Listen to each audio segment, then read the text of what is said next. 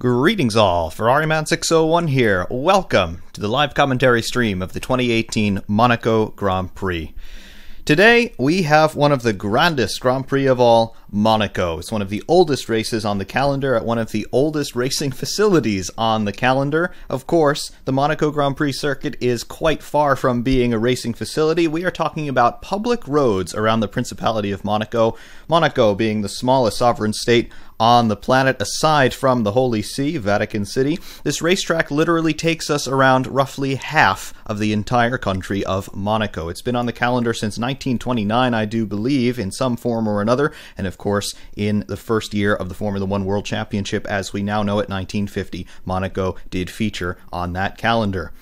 We are seeing some of the fastest lap times that we have ever seen here around the Principality, and on pole position today is Daniel Ricciardo for Red Bull Racing. His Q3 pole position lap time was a 1:10.810. That is an all-out track record around this place. Of course, the official lap records are only recorded in race sessions. In second place on the grid, Sebastian Vettel in the number 5 Ferrari. His Q3 time was 1 minute 11 seconds.039. P3 for Lewis Hamilton in the first of the Mercedes cars, 1:11.232 was his Q3 time. P4, Kimi Räikkönen in the second Ferrari, 1:11.266, so you can see some very closely matched times there in positions 2 through 4. Daniel Ricciardo, though, really standing out with that pole position time of a 10.81. P5 for Valtteri Bottas in the second Mercedes, a 1:11.441. P6 for Esteban Ocon in the first of the Force Indias with a 1:12.061. P7 Fernando Alonso with a 1:12.110, a nice qualifying effort on the part of the McLaren team. P8, Carlos Sainz in the Renault, a 1:12.130. P9, Sergio Perez in the second Force India, a 1:12.154. And P10, Pierre Gasly in the Toro Rosso, a 1:12.221. Those conclude with our Q3 finishers from qualifying. Our Q2 finishers, P11, Nico Hülkenberg in the second Renault with a 1:12.4411. P12 is Stoffel van Dorn in the second McLaren, a 1:12.440. P13, Sergei Sirotkin in the first of the Williams cars with a 1:12.521. Good on Sirotkin to get that Williams into Q2. P14, arguably the star of the weekend, Charles Leclerc, the Monegasque native in the Sauber, a 1:12.714. P15, Romain Grosjean in the beleaguered Haas team, a 1:12.728. Those conclude our Q2 finishers from qualifying, and our final grid slots here, 16 through 20, having been eliminated in Q1. P16, Brendan Hartley in the second Toro Rosso, 1:13.179. P17, Marcus Ericsson in the second Sauber, a 1:13.265. P18, Lance Stroll in the second Williams, a 1:13.323. P19, Kevin Magnussen in the second Haas car with a 1:13.393. Technically not having qualified for the Monaco Grand Prix, Max Verstappen, he will line up in P20 in the Red Bull. Verstappen did not take part in qualifying due to a late crash in free practice 3 on Saturday morning. That completely destroyed the front end of that Red Bull chassis. Max Verstappen was unable to take part in qualifying. He will start at the back. Unclear whether or not he'll start on the grid or from the pit lane, but whatever the case, Max Verstappen at the back in this field.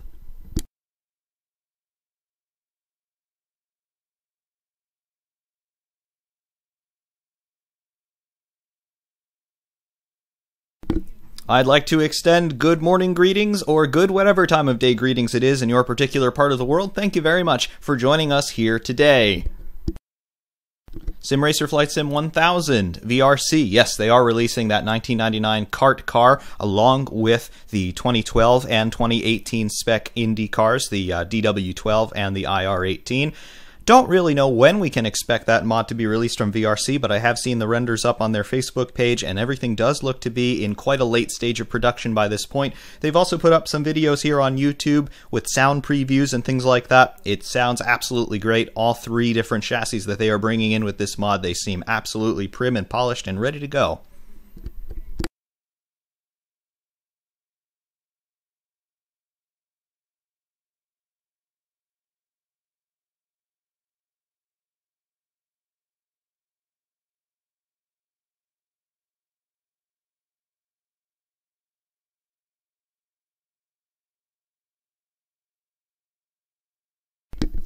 Jonathan Straitman asking a very important and pertinent question. On what lap is Max Verstappen going to crash? Well, it could well be the formation lap, or it could well be no lap at all. Who knows what could happen here in the Principality today? There have been some scattered rain showers in the area, and there were some drops falling in the pit lane just a few minutes ago. Rain is certainly on the cards for today's race, but will it affect things too badly? We shall see.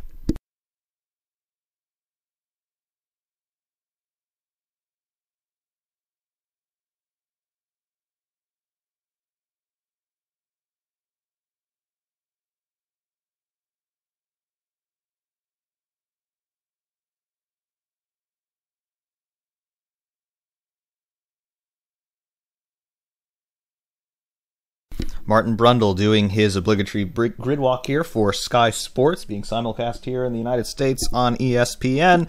Brundle was just speaking with Flavio Briatore. Remember that guy? He was just remarking about how wonderful it is to have grid girls back here in Monaco.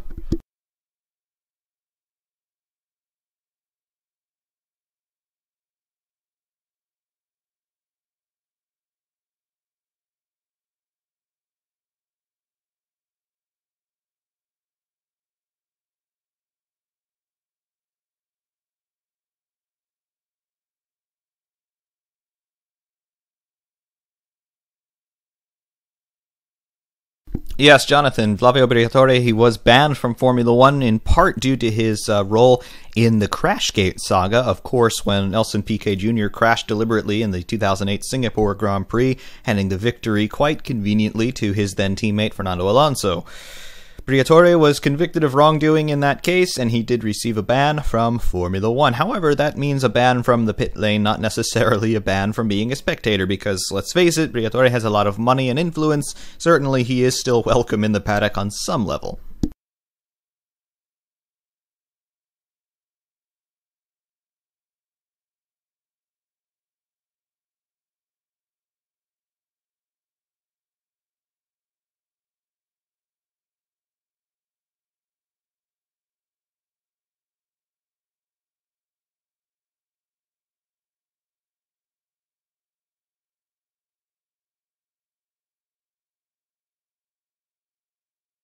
Jack Barlow asking a question here about engineering. How do slick tires differ from grooved tires? Jack, undoubtedly this question is coming from, most likely you have seen some Formula One highlights of the past when the cars were running these grooved slick tires, for lack of a better way to describe them. The grooved tires were brought in at the beginning of the 1998 season, and the reason why they were brought in was to reduce lateral grip through the corners. In other words, they wanted to make the car slower through the corners. There was concern that the cornering speeds were a little bit too high, and if a car were to go off, perhaps the infrastructure at the racetrack was insufficient to get them slowed down enough before they hit something hard and immovable. Therefore, in 1998, the FIA introduced these grooved slick tires. They were still slick tires. They technically did not have a tread block surface on them as you'd see on a road tire, but those grooves limited the contact patch. That is, it limited the amount of rubber that is physically on the road at any one time, thus reducing the overall grip of the tire. A full slick tire with no grooves in it obviously has the best possible grip because you have the most amount of rubber that can possibly be on the road. However, it is not necessarily the best tire for wet conditions, that is for sure. The moment that there is any sort of water down on the racetrack, a slick tire will start to lose temperature and it will lose that contact patch with the racing surface, and the car will effectively be on ice at that point. One side effect of having the grooved tires during the 1998 to 2008 era, when grooved tires were used in Formula One, was those grooved tires had a little bit of wiggle room if it did start to rain. They could eke out another lap or two before it was really necessary to go on to the intermediate or wet weather compounds. The slick tires really don't give you that sort of leeway at all.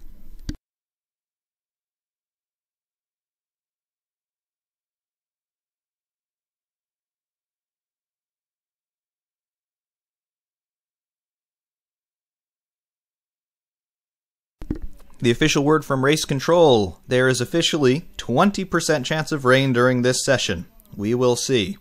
One of the things that is always very interesting about Monaco, just in terms of its geography, is the very severe elevation change that you get from about a mile inland and then all the way down to the coast, which is obviously at sea level.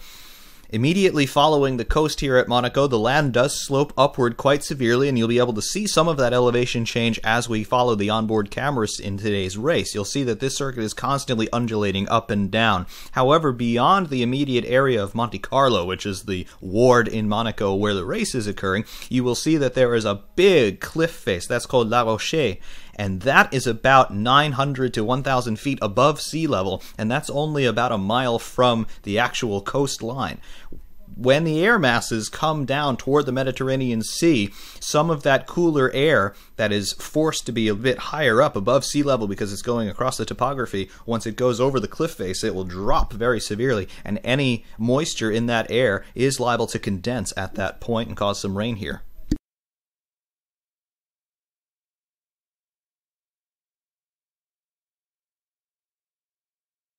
And now we are getting our pre-race ceremonies. Stand by for the national anthem of Monaco.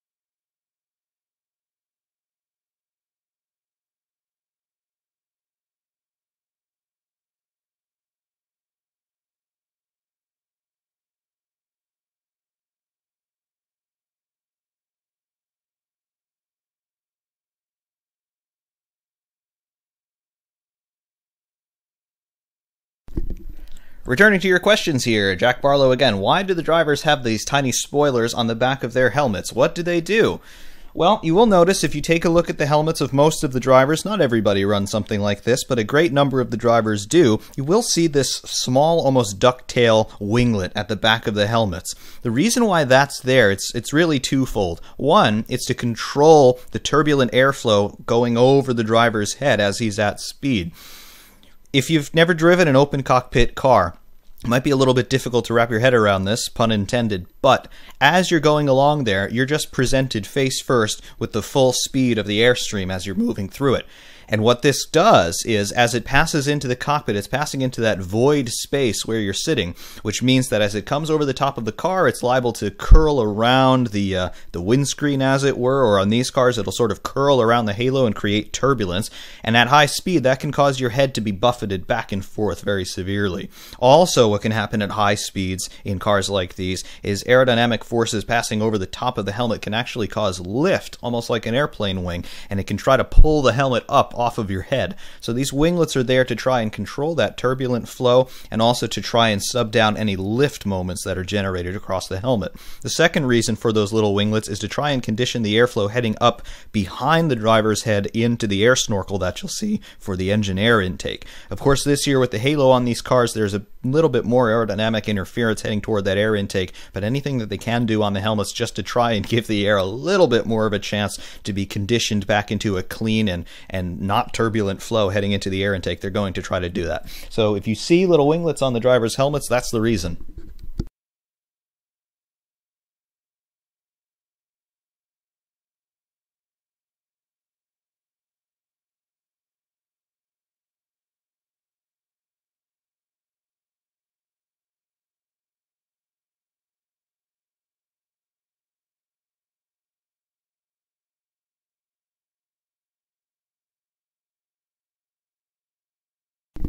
SimRacer Flight Sim 1000. Why is IndyCar doing mostly everything right now while F1 is doing everything wrong? Do you have an answer for that?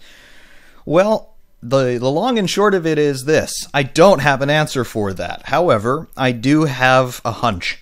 IndyCar is very cognizant of who its fan base is and what that fan base wants. The IndyCar fan base wants cars that look good, sound good, and go fast, and the IR18 new for this year in IndyCar, it does exactly that. It looks good, it sounds good, and it goes really fast, not only on ovals like we'll see later today at Indianapolis, but also around the road courses as well, courtesy of those big wings and those ground effect tunnels in the undertray. Formula One has never been nearly as cognizant of its fan base as its counterparts over in North America, and this really comes down to the history of Formula One. It's always been a sort of austere, rarefied environment reserved for the rich, famous, and glamorous. And of course, there's no better place to observe a phenomenon like that than here at Monaco. But Formula One, it likes to think that it dictates the direction that everybody wants to go in. That Formula One is the first organization that's going to innovate in whatever given direction it is, and then everybody else plays catch-up. IndyCar, on the other hand, is much more proactive in terms of what do the fans want, what can we anticipate the fans wanting. Formula One, the show is almost an afterthought much of the time, and I think 2018 is definitely indicative of that line of thinking. We have Halo, which was universally unpopular among the fan base, and quite unpopular among many of the drivers as well, yet here it is, against pretty much everybody's wishes. We also have seen the cars in Formula One from year to year. Quite often they have tried to slow them down via changes in the regulations, and we're going to see that again in 2019 with the front wings being greatly simplified. That's going to slow the cars down. It might even be as much as 3 seconds per lap at some circuits. The fans don't want slower cars, but we're going to get slower cars next year. The FIA say that it's to aid overtaking. Well, the last time the FIA tried to aid overtaking with a regulation change was 2009 when they chopped up the front and rear wings. It didn't help overtaking at all, and the fans didn't ask for the cars to look like that, yet we got it anyway, against everybody's wishes. IndyCar will never do something like that unless there is a big fan outcry to say, hey, this is a problem, fix it.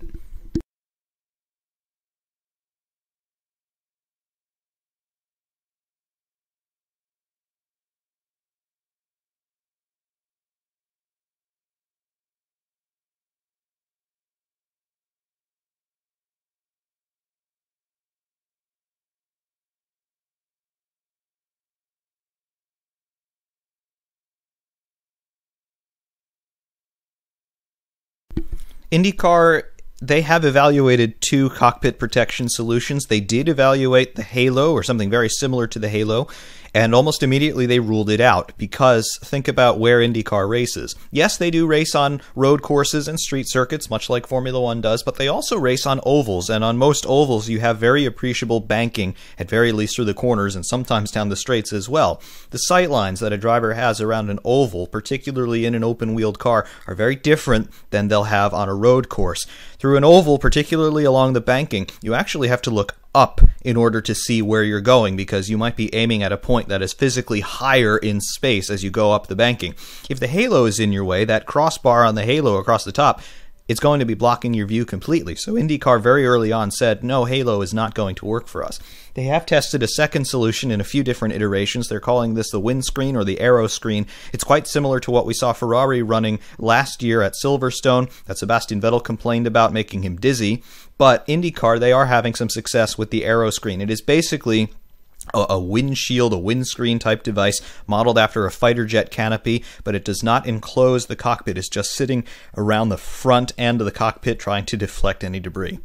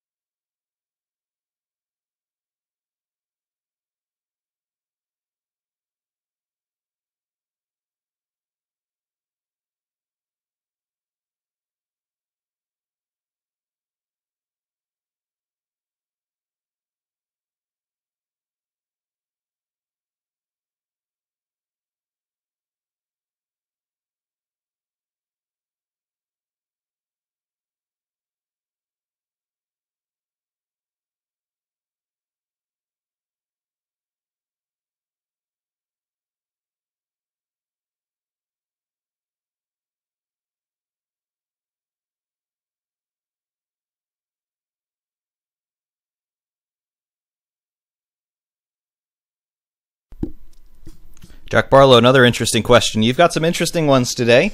Would an F1 car be capable of driving around an oval track flat out, or would it be crushed under its own downforce? Well, the second part of that question is not really a problem. Would it be crushed under its own downforce? No. We do see these cars running at high speed with pretty much maximum downforce trimmed into them. We'll actually see that today here at Monaco. Watch as they're driving through the tunnel. That's the fastest part of this racetrack. And at those speeds, these cars are generating somewhere in the region of 5,000 pounds of downforce. These cars, when they're just sitting there on the grid with all the fluids and driver installed, they weigh about 1,700 pounds or so. So they're quite light. But when they're at speed and they're in their maximum downforce trim, they're generating well over 3 times their own weight in downforce, and they are able to cope with that. The suspension systems, the wheels and tires, they're designed to cope with that loading. So being crushed under their own downforce weight, as it were, is not a problem. Would you be able to drive one of these things flat out around an oval, though? Yes, you would, but probably not for very long. The engines in these cars, they're not really designed to run on ovals, so there are a few things about these engines that would have to be modified. These engines are not really designed to be dealing with long durations of lateral G. Yes, through some of the corners that we visit throughout the championship, there are some long high-speed corners where G-force is going to cause things like oil surge and water surge through the radiators and cooling system. However, going around an oval, you might be pulling 4 or 5 G for 6 or 7 seconds. You could run into a problem of oil starvation in these engines. Also, these engines are simply not designed to be running at flat-out top speed in 8th gear for more than a few seconds at a time. Most oval tracks for a Formula 1 car would be flat-out 100% of the time. I'm not sure that these engines would appreciate bouncing off the rev limiter for 2 hours.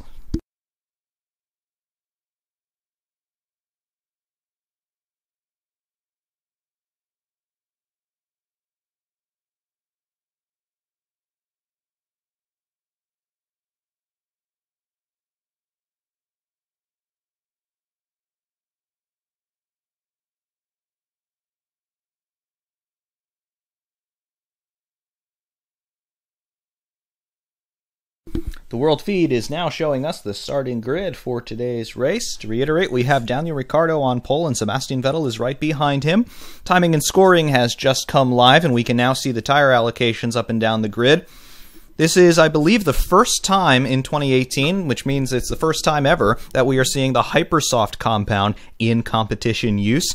All of our Q3 finishers from qualifying, that is positions 1 through 10, are using the Hypersoft tire on their first stint of this race. Nico Hülkenberg in P11 using a set of the Ultrasofts, Stoffel Vandoorne in P12 using a set of the Softs, Sergei Sirotkin in P13 using a set of the Hypersofts again. So we do have some tire diversity up and down the field here. Positions 1 through 10 on the Hypersofts, Hülkenberg on the Ultrasofts, Vandoorne on the Softs, Sirotkin again on the Hypersofts, and then we go down to Ultrasofts for positions 14 to 20, with the exception of P15 Brendan Hartley, who is also on a set of the Hypersofts.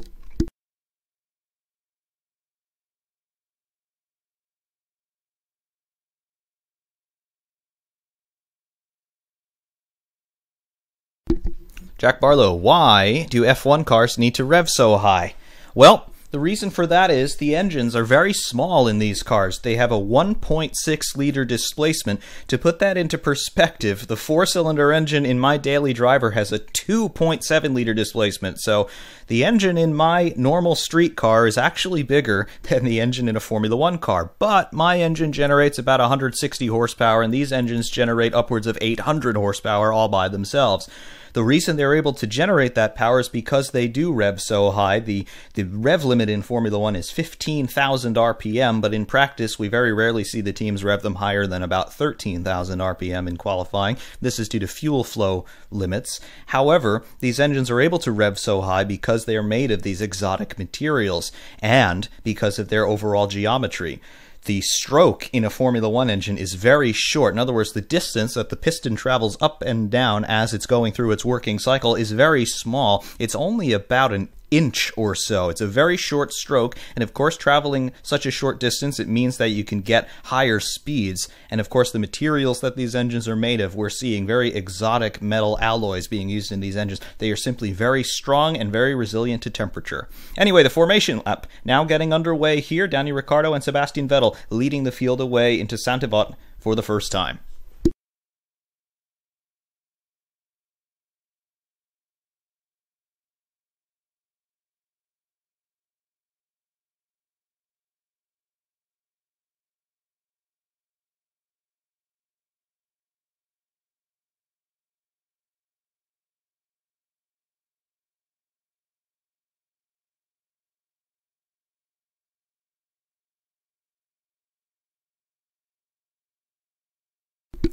We have a message from race control. Incident involving car 35 noted. Wheels not fitted at the 3-minute signal. Car 35 is Sergei Sirotkin in the Williams.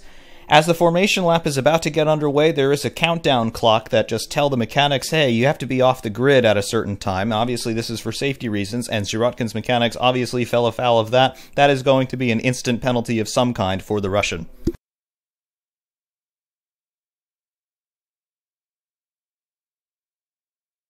The field just making their way through Sector 2 now, through the Nouvelle Chicane and through the Tabac corner.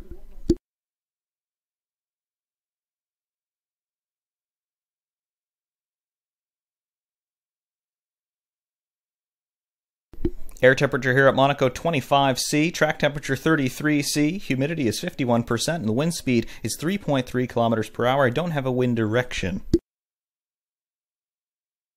Everything around the track, though, appears to be ready. Marshals are holding up furled green flags. That means we're clear, but go slow. Obviously, the formation lap. Tail end of the field just making their way through the piscine, the swimming pool complex. On board here with Max Verstappen making his way through the swimming pool complex. It appears that Max will be taking the start on the grid.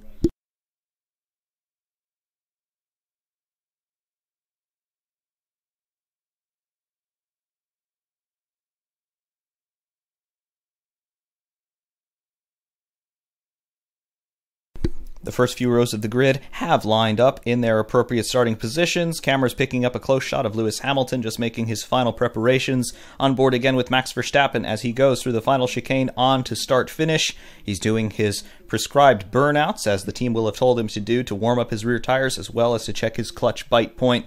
Verstappen, the last car to make it to the grid. Stand by for the lights here in the 2018 Monaco Grand Prix. 3 lights, 4 lights, 5 lights, pause. They're out and it's go here in Monaco. A good start by Daniel Ricciardo from pole position. Sebastian Vettel trying to challenge Ricciardo off the start, but he has to slot in through Saint-Devote turn 1. The first few rows of the field make it through Saint-Devote unscathed. Sebastian Vettel still already over the gearbox of Daniel Ricciardo as they head up into Casino Square for the first time. On board with Max Verstappen at the tail end of the field. It does not appear that he's been able to make up any positions off of the start. We will see how timing and scoring shakes him out, however. Now, coming down through the Mirabeau corner and toward the Lowe's hairpin for the first time. This is the tightest corner in all of Formula 1. Apex speed only about 25 miles per hour. Seeing some action here at the back, we have a Williams going around a Sauber. We have a yellow flag in Sector 2. We'll have to wait and see what the cause of that was. It does appear that all of the cars have made it through the first sector, and it does appear that they all have all of their wings still attached. Coming down into the Nouvelle Chicane for the first time, it is Ricciardo from Vettel, from Hamilton, from Raikkonen, as they scream down toward Tabac.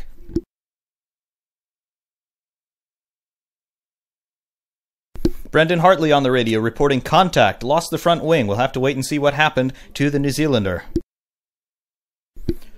Through the Rascasse corner for the first time and to complete lap 1 of this Monaco Grand Prix, the order is unchanged from the grid. Daniel Ricciardo leads Sebastian Vettel, from Lewis Hamilton, from Kimi Raikkonen, from Valtteri Bottas, your top 5. Yellow flags still being shown in Sector 2.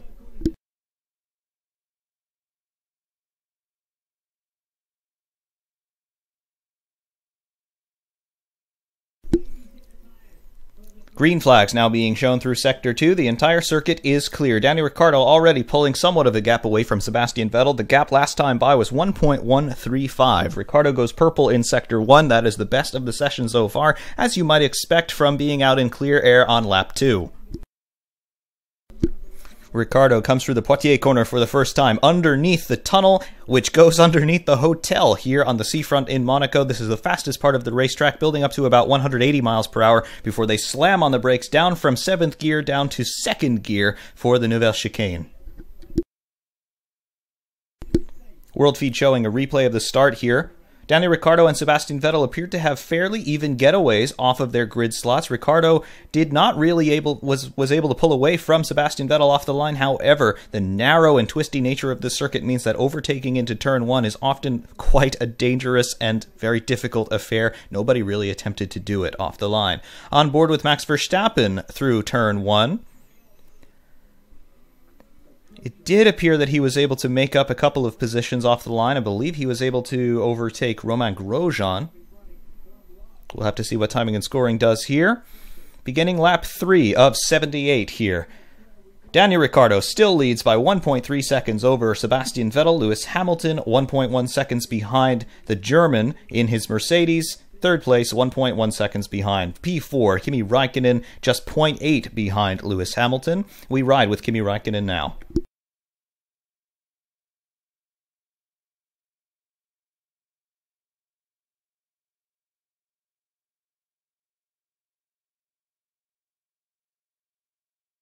We have a notice from race control. DRS has been enabled.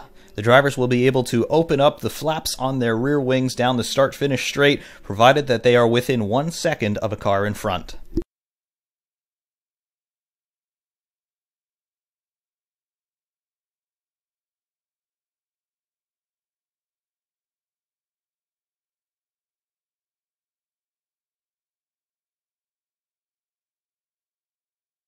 At the end of lap 4, Daniel Ricciardo extends his lead over Sebastian Vettel to 1.6 seconds. Vettel himself is 1 second in front of Lewis Hamilton in P3. Race control showing fastest lap to Daniel Ricciardo, a 1:17.810.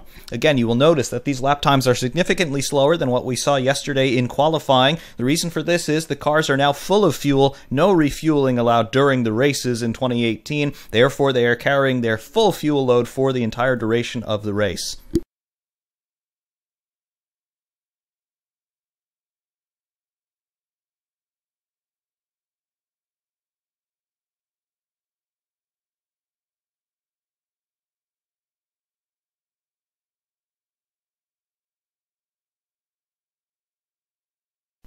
Sebastian Vettel responds by going purple in sectors 1 and 2, 20.433 in sector 1, 36.160 in sector 2 for the German in his Ferrari. Will he be resetting fastest lap on this lap? It is certainly possible.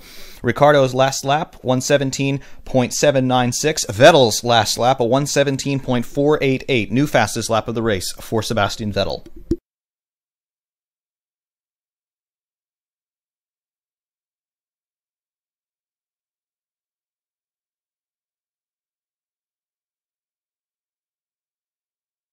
Riding on board with Kimi Räikkönen, keeping his distance from the Mercedes of Hamilton in front of him. Räikkönen has consolidated P4 for the moment.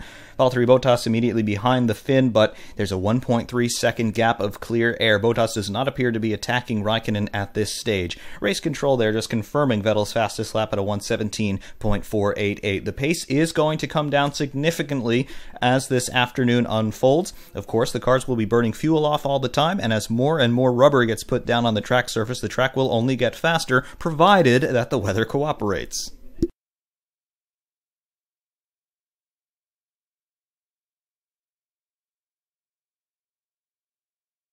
What will be interesting to watch is the development of the tire wear for the front runners. They're all running Hypersofts, and they're running the same Hypersofts that they ran in qualifying, some of them. Therefore, we will have to see what the overall race pace and what the overall resiliency of these Hypersoft tires is. We've never seen them in competition before.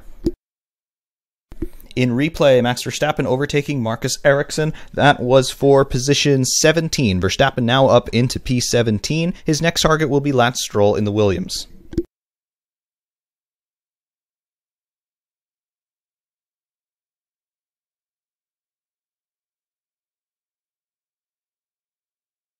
Sergei Sirotkin under investigation for that incident that we mentioned before at the start of the formation lap. His team was still on the grid.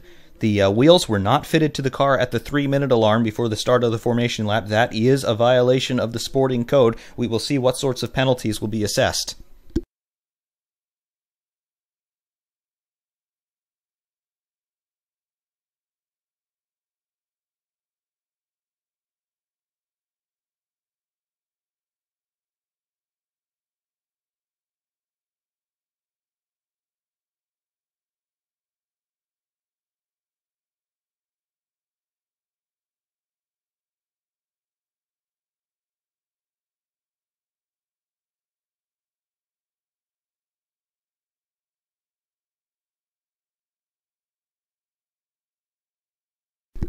On board with Max Verstappen, he is caught right up to the Williams of Lance Stroll, coming out of the tunnel, braking for the Nouvelle Chicane. This is usually not an overtaking position, and Verstappen doesn't try to turn it into one quite wisely. Now running back up through the gears into fourth gear for the Tabac corner, left over the little bit of curbs, now hard on the throttle through the PC in the swimming pool complex. First the high-speed left-right, and now the slower-speed right-left chicane as they head down toward La Rascasse at the end of the lap. Over to the right-hand side in this picture, there is a restaurant which is loaded with spectators right now. Verstappen down start-finish. He has DRS on Lance Stroll. Sergei Sirotkin, meanwhile, race control has just announced a stop-go penalty for the Russian. That is a 10-second penalty. He will come into the pit lane, stop in his pit box, and he will be held there for 10 seconds. During those 10 seconds, the mechanics are not allowed to touch the car.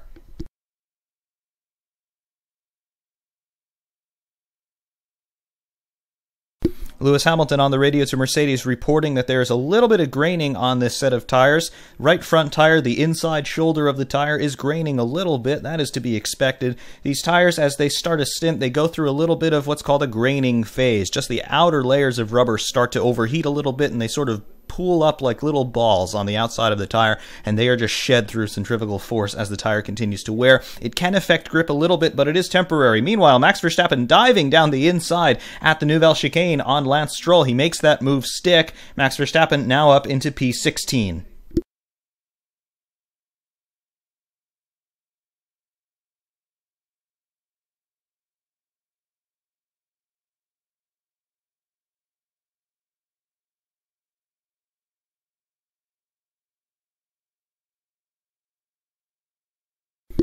Meanwhile, Sirotkin makes it into the pit lane. This is to serve his 10-second stop-go penalty. Sirotkin stops in his pit box. The mechanics are not allowed to touch the car. They're not allowed to do any work on the car. They will count him down from 10. They will wave him out after these 10 seconds have elapsed, and Sirotkin will resume the race.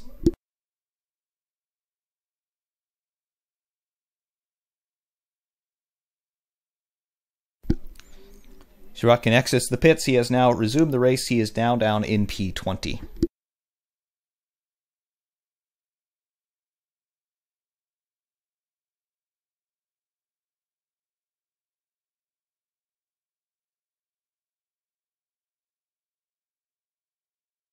Meanwhile, at the sharp end of the field, Daniel Ricciardo comes around the final chicane to begin the 9th lap of 78 here in Monaco. He continues to lead this race by 1.7 seconds over Sebastian Vettel. Daniel Ricciardo thus far seems to have driven the perfect race. It is only 9 laps old, however.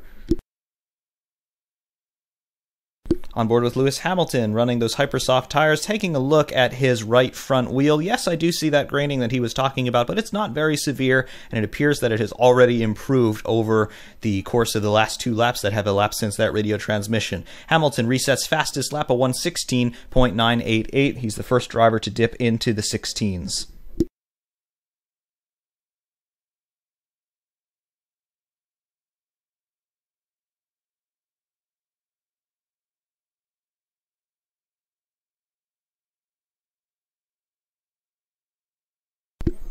The next target for Max Verstappen in his fight through the field is going to be the native Monegasque Charles Leclerc in the Sauber. Leclerc is in P13, Verstappen is in P14. Verstappen would like that order to be reversed in due course. They are just coming through the Poitiers corner now to go through the tunnel. Verstappen will have a bit of a slipstream on Leclerc. He did do that outbraking maneuver into the Nouvelle Chicane on Lance Stroll. Will he attempt to do the same on Leclerc? Verstappen not quite close enough on this lap to make it work as we ride on board with Charles Leclerc looking over the rear wing. Verstappen, though, is lurking in Leclerc's mirrors. We will see if Verstappen is able to pull a move off down start-finish. Of course, Verstappen, he does have some experience of moves going wrong down start-finish. It was in 2015 where he had a big crash with Romain Grosjean, and he stuffed it into the barriers with a 30G impact at Saint-Devote.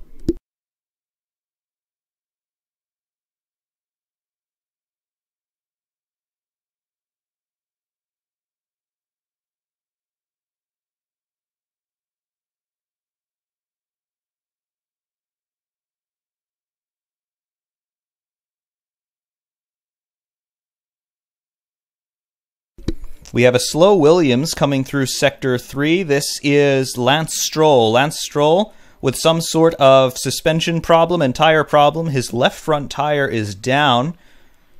There is a puncture on that left front tire. Stroll skips the second chicane at the swimming pool, just trying to recover to the pits. Doesn't appear to be any major damage on this car. If they can get that tire replaced, they should be able to continue the race. Stroll has recovered to the pit lane. We see Stroll coming into his pit box now. He'll have to be careful. It'll be difficult to steer that car at low speeds. Stroll does make it into his pit box. The Williams mechanics lift the car up. They change his front wing, which is interesting. There did not appear to be any damage on that front wing. And obviously they change all four wheels and tires as well. Stroll now on the soft compound. A little bit of trouble pulling away out of the pit box. However, Stroll does get it going again, and he does resume. The two Williams cars now running at the back. Sirotkin in P19. Stroll resumes in P20.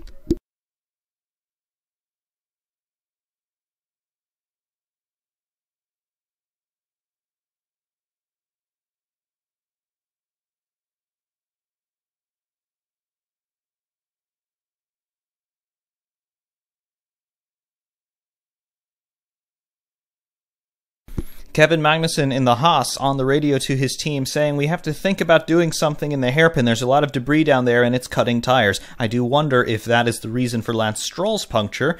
Getting a camera shot of the hairpin, yes, there is some clag there on the inside, very near to the apex curbing through that corner, but I'm not seeing any appreciable pieces of debris. Then again, I'm not sitting there on the racetrack.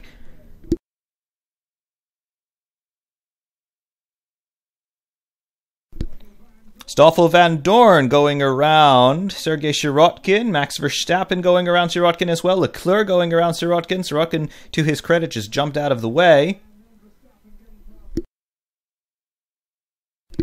Max Verstappen now very close to Charles Leclerc through the swimming pool complex. He'll have to wait until, at very least, the start of the next lap in order to pull off any sort of moves. There is just no real estate in Sector 3 for any appreciable attempts at an overtake.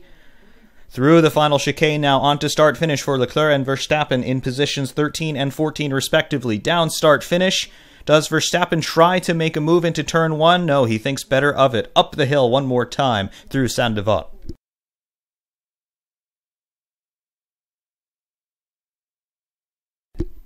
That gap between Leclerc and Verstappen is just 0.249 seconds at this time. Magnussen radio.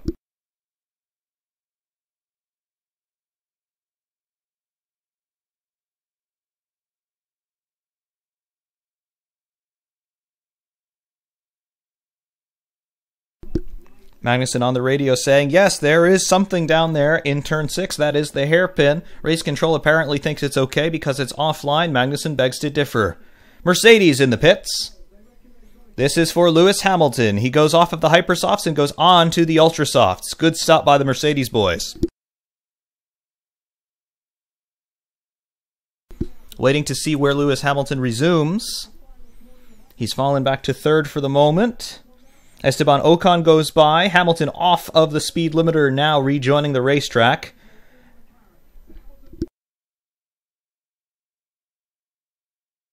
Waiting for timing and scoring to shake out. I believe Hamilton has resumed in P6. Meanwhile, Daniel Ricciardo working lap 12 through the tunnel one more time here. When will Ricciardo stop? Hamilton was on those Hypersoft tires and he stopped on lap 12. How much longer can those Hypersofts go before they fall off the cliff? Race control. Incident involving car 35 under investigation. Working on the car while serving a 10-second stop-go penalty. We did see that pit stop on the screen. I did not see any of the mechanics physically touch the car. However, I did see one of the mechanics with an electric blower, a leaf blower type device, and they use these devices in the pits just to blow air through the radiators and through the brakes because these cars don't have any active cooling systems. Unless they are being driven through the air, they are not being cooled and they will just overheat very quickly. Is pointing a blower at one of the cars considered working on it? We will have to see. Lance Stroll in replay. Ah, yes, he did make contact with one of the Saubers. That explains his wing damage and potentially his tire damage. I believe that was contact with Marcus Ericsson. On the following lap up the hill, Lance Stroll showering one of the Saubers with sparks there, and then his tire went down.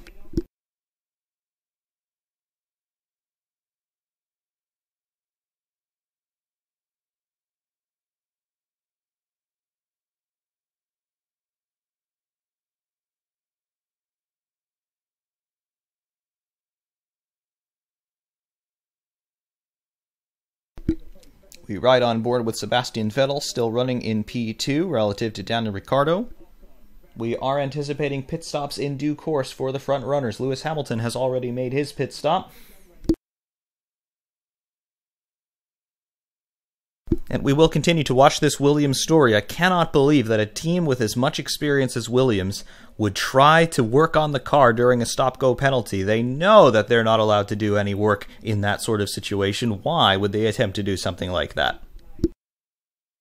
Meanwhile, race control. Fastest lap, Daniel Ricciardo, 1:15.562. The pace is coming down as the fuel load begins to burn off.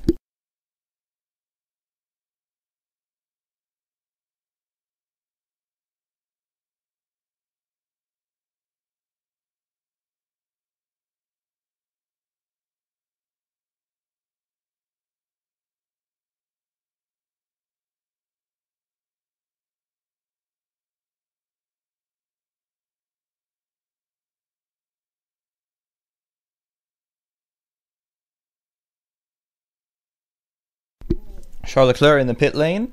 We'll see if we see this on television. Leclerc drops to P16. That releases Max Verstappen from behind him. In replay, Lewis Hamilton on Esteban Ocon. It was almost as if Ocon had just stopped going. Such was the speed differential between the Mercedes and the Force India. Ocon obviously on older tires. He's definitely nursing it a little bit.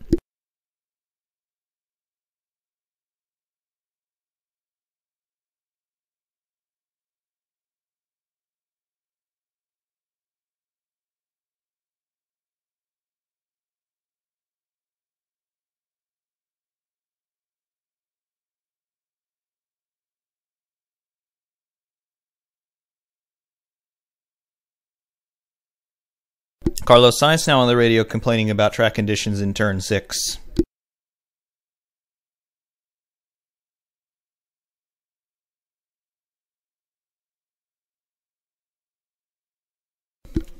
Official word from race control: incident involving car 35, that is Sirotkin, no further action. So perhaps Williams didn't bungle that stop-go penalty.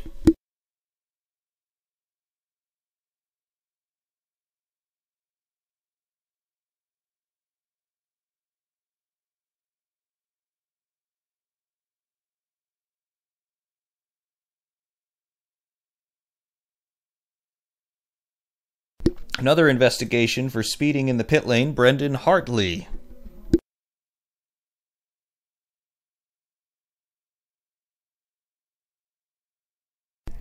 Meanwhile, Sebastian Vettel in the pits, onto the ultra-soft tires. Good stop by the Ferrari boys.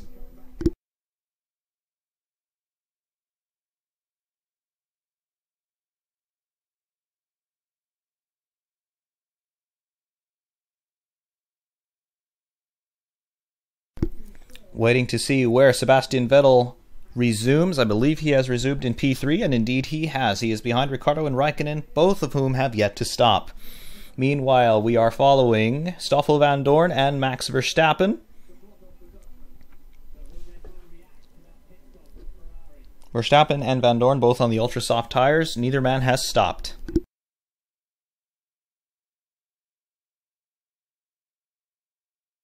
Verstappen has DRS on Van Dorn, however he's not quite close enough to make any sort of move happen into Saint-Devote. Up the hill once again toward Casino Square.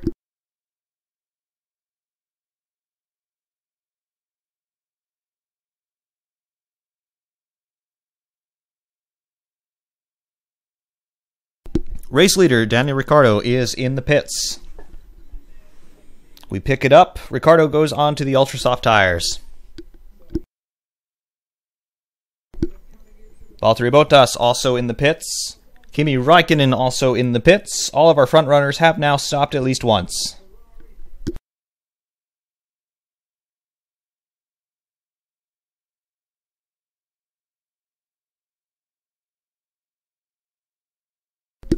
Daniel Ricciardo, he has rejoined the race, still in P1.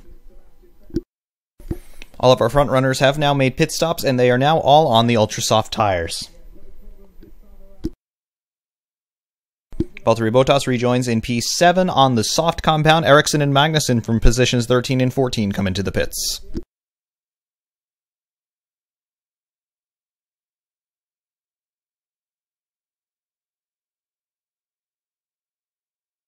Yes, of course, those of you referencing that 2016 Red Bull pit stop here, Ricciardo came into the pits and the team were not ready for him. They didn't have the tires ready to go. Ricciardo was in the same position then as he is right now. He was going to win the Monaco Grand Prix. However, a 35-second pit stop put an end to those plans.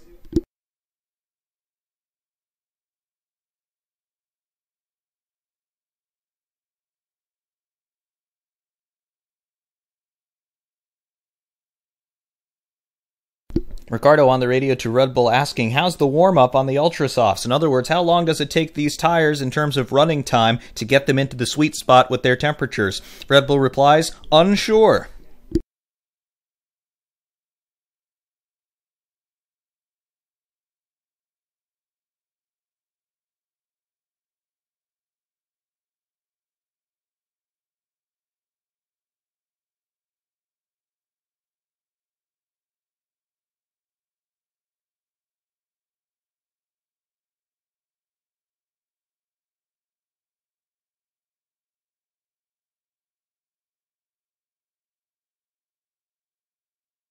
Yes, on board here with Sebastian Vettel in the second place Ferrari, he is being very deliberate through sectors 1 and 2 of this lap. He is also on those ultra-soft tires. Are we having some warm-up issues on these ultra-softs today? It would be rather unexpected to see this because it's not particularly cold today in Monaco, despite being somewhat overcast, and these are a very soft compound, so we would expect them to warm up somewhat quickly, but Vettel being very deliberate here on this outlap.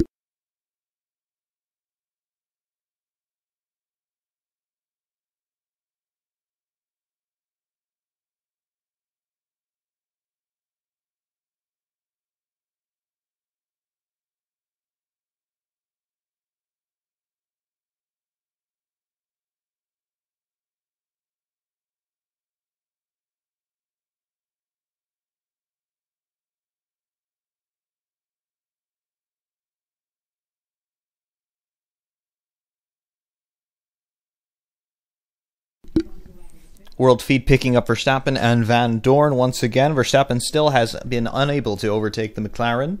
Verstappen in 12th, Van Dorn in 11th. Fernando Alonso, meanwhile, in the other McLaren in the pits. Appears to be going on to the super soft compound. Indeed he does. Good stop by the McLaren boys. Alonso resumes. Meanwhile, down start finish, here come Van Dorn and Verstappen. Alonso rejoining right in front of them. It appears that both men will overtake the Spaniard. Alonso manages to get in front of his teammate, believe it or not. The pit exit here cuts through the Sandoval corner, meaning that a driver exiting the pits actually has a shorter distance to go than the guys on the racing line. That was enough for Alonso to come out in front of Stoffel Van Dorn. Alonso rejoins in P10.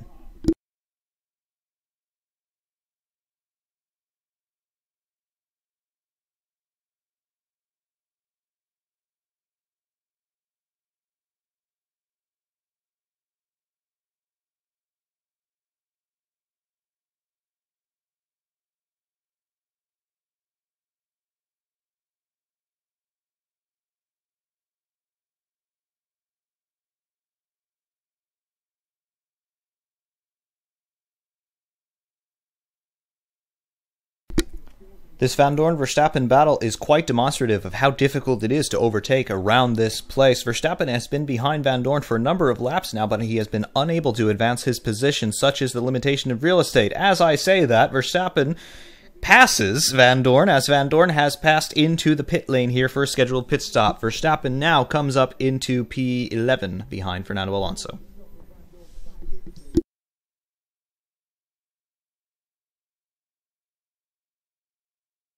Van Dorn also goes onto the super soft tires and is released.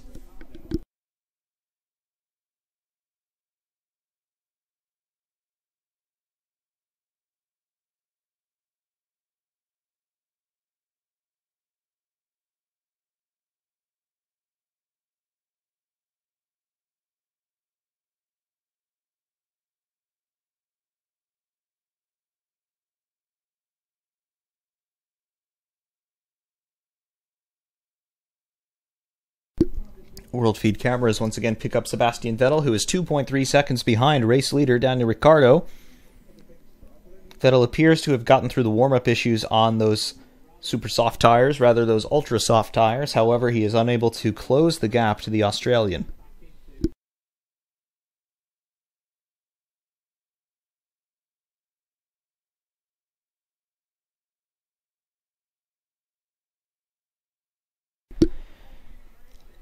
Live pictures pick up a problem for the Force India pit stop of Sergio Perez. They were unable to get that right rear tire off of the car. They had to go back in with the second wheel gun. However, Force India quite wisely just holding Perez there in the box. Don't do any unsafe premature releases there.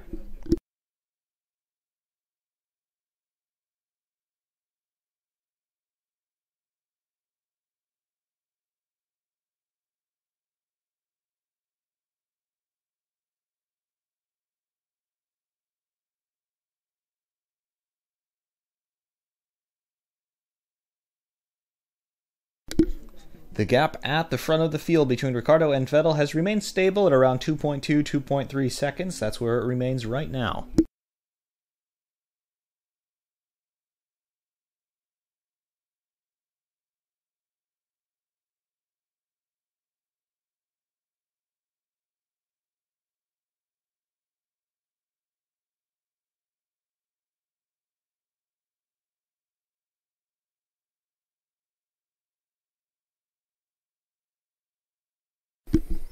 Yes, we do have a couple of drivers stretching that first stint. Those drivers would be Ocon and Gasly. They have both done the entire race so far on the Hypersoft tires. It's holding together. That answers our question. The Hypersoft can last for an appreciable distance here.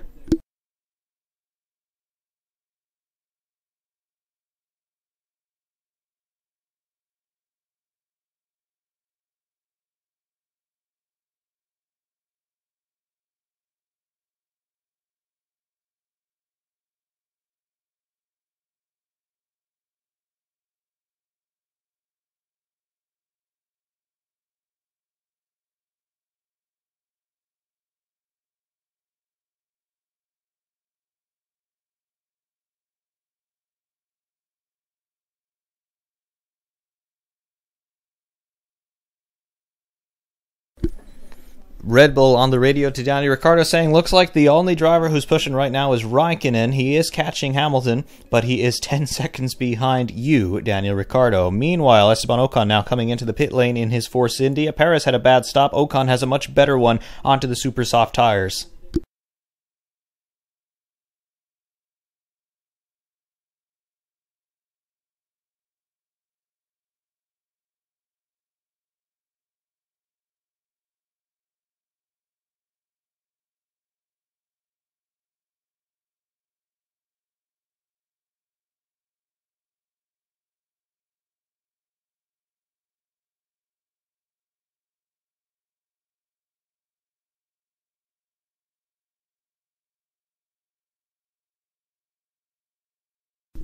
Valtteri Bottas being picked up here on the world feed briefly. He's running in P5.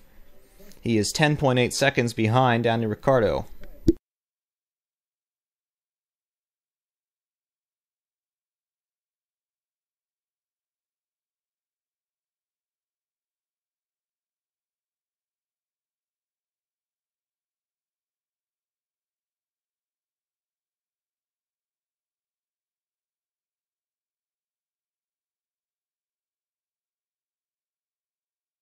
Red Bull again on the radio to Ricciardo saying, come on, mate, you're doing a really good job. Let's just keep looking after these tires. Ricciardo in a class of his own today. Can he keep it on the island? Meanwhile, World Feed picks up the battle between Hamilton and Raikkonen for P3. Hamilton has it. Raikkonen wants it, maybe. We will see how close the Ferrari can get to the Mercedes here, coming down toward the Nouvelle Chicane.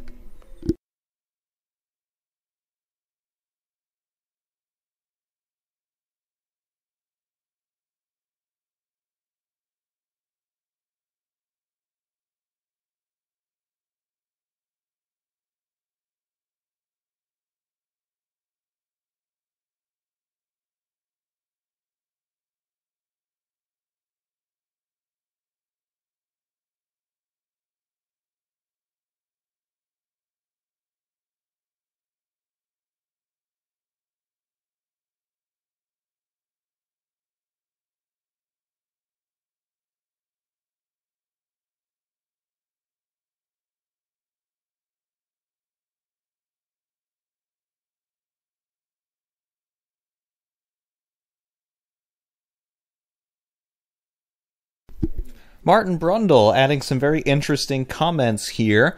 If you look around the circuit, you will see at strategic locations where there are large grandstands, you will see television monitors positioned. And Martin Brundle just speaking about some of the information that you can get as a driver if you're able to take a look at some of those monitors as you're going around. He says that, believe it or not, you can actually see them and you can actually get some information from them. If you see people putting up umbrellas, for instance, you know that it's raining, at least on one part of the circuit. If you see people having reactions of some sort, you know that there's a problem around the next blind corner. So very interesting to see that the drivers can actually watch themselves on television.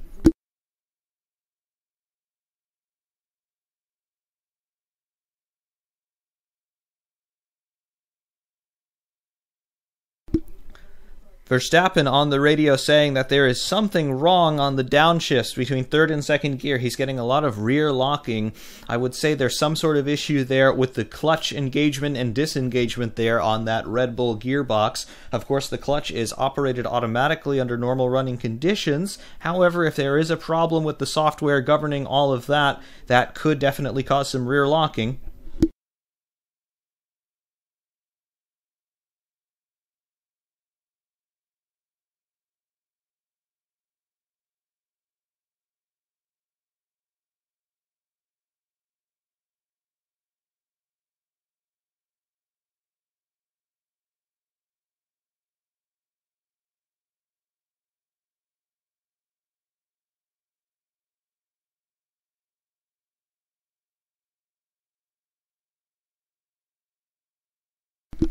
Red Bull back on the radio to Verstappen saying no action required on that gearbox issue. He's just going to have to drive around it, it appears.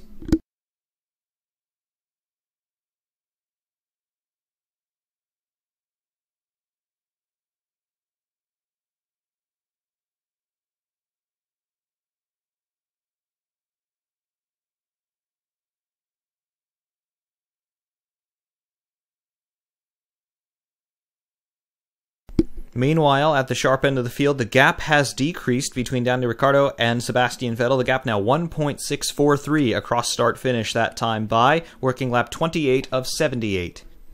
Meanwhile, World Feed cameras have picked up Brendan Hartley in the Toro Rosso. I beg your pardon, that is Pierre Gasly. He is running all by himself there in P6. He's 21.9 seconds behind Valtteri Bottas at the moment.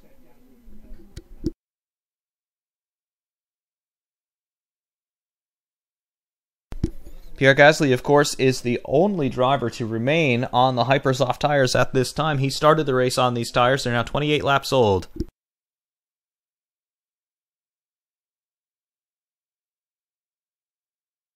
Daniel Ricciardo on the radio to the Red Bull pits. He said that he is losing power. Is this a technical problem on the RB14 for Daniel Ricciardo? Dr. Helmut Marko looking on in the Red Bull pits. He looks absolutely disgusted.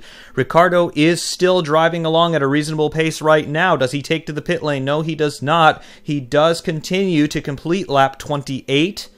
And to begin lap 29, the gap continues to fall at the front. 1.3 seconds was the gap. Now 1.0 seconds was the gap across start-finish that time by Daniel Ricciardo having problems with this Red Bull, leading the Monaco Grand Prix on lap 29 of 78. The Ferrari of Sebastian Vettel now just 0.6 seconds behind the Australian in the Red Bull. We come through Casino Square heading toward the hairpin at the hotel.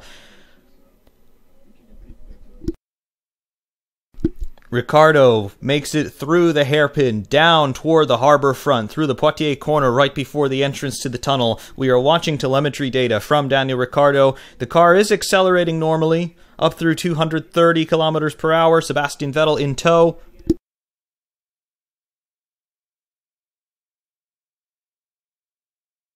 Sebastian Vettel on the radio saying, Ricciardo's slowing down, does he have a problem? Ferrari confirms, yes, he has a problem with the power unit. Keep pushing, they tell Sebastian Vettel.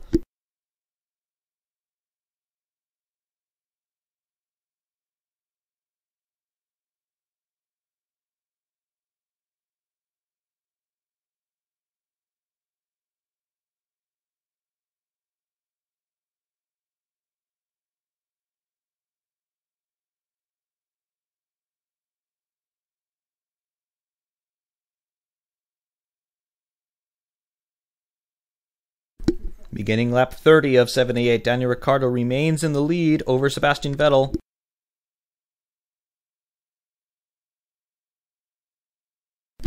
Red Bull on the radio to Ricciardo saying, "Mate, we can see what's going on, you just need to keep it smooth, keep focused." This tells me that we're not dealing necessarily with a terminal problem yet, but it is affecting Ricciardo's pace.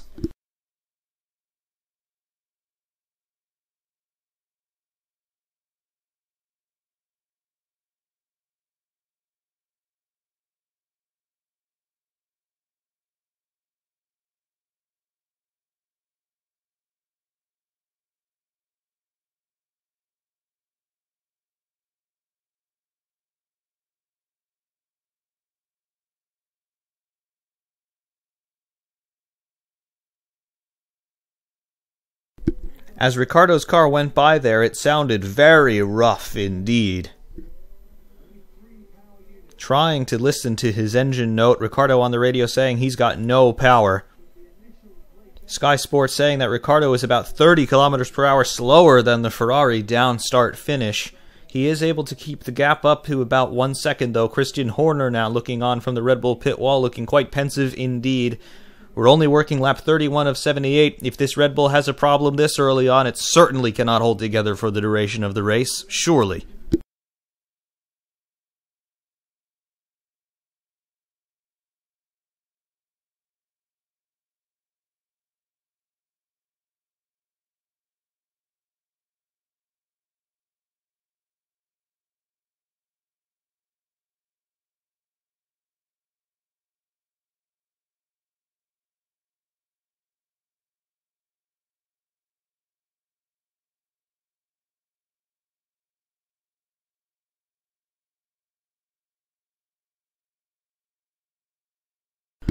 That onboard that we had with Daniel Ricciardo, just trying to listen to his engine, it sounds to me that there's a problem with the turbocharger. It sounds like the wastegate on the turbo is stuck open and he's not building any boost.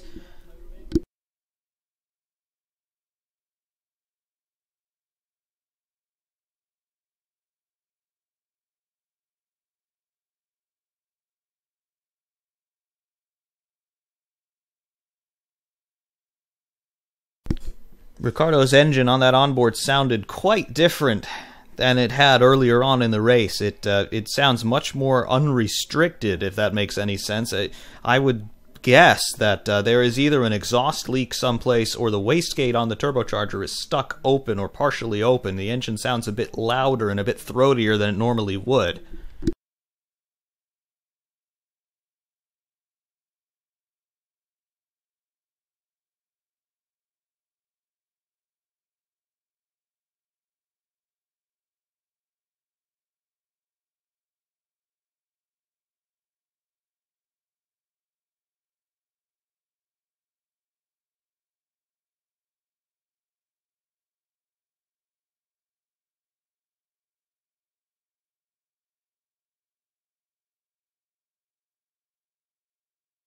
Ferrari on the radio to Sebastian Vettel saying Ricciardo's problem is not going to get any better.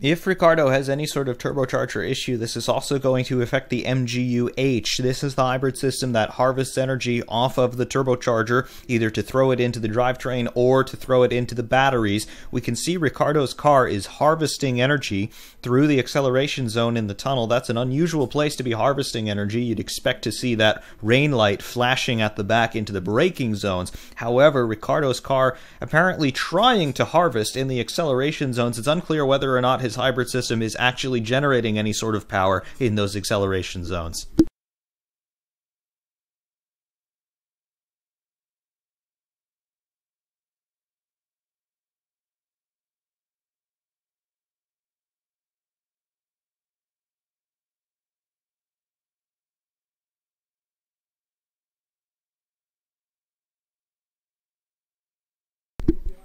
Interesting observation there, that it seems like turbo lag. There really isn't turbo lag in these engines, and that is mostly due to the MGU-H being able to spin up the turbine preemptively, essentially eliminating turbo lag, building boost before the driver is even on the throttle.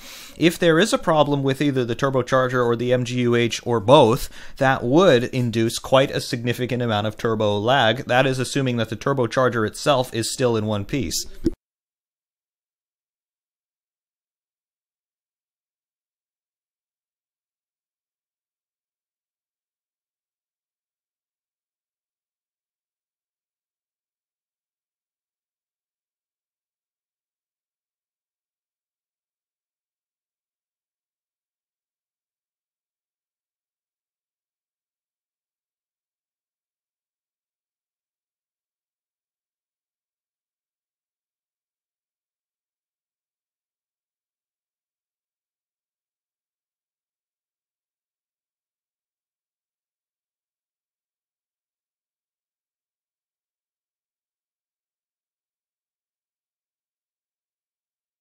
Meanwhile, in the midfield, Pierre Gasly has now done 38 laps, counting the formation lap here, on his hypersoft tires. He has yet to pit. Pierre Gasly on his last lap, a 118.275. Ricciardo on his last lap, a 119.461. Pierre Gasly is going faster than any of the front runners at this time.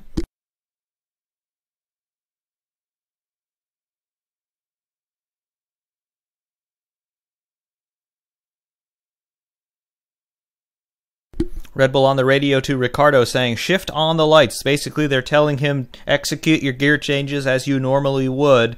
I would say that they are having issues here with the hybrid system on board with Ricciardo. He is definitely down on power. Ricciardo only in 6th gear there through the exit of the tunnel into the Nouvelle Chicane. Everybody else in 7th gear, if not 8th gear at that point.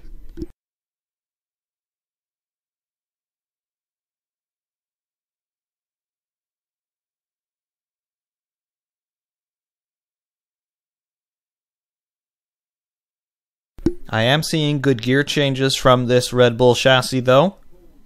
Rev matching appears to be good on the downshifts. The upshifts are being executed normally. Ricciardo making some settings adjustments there down start-finish.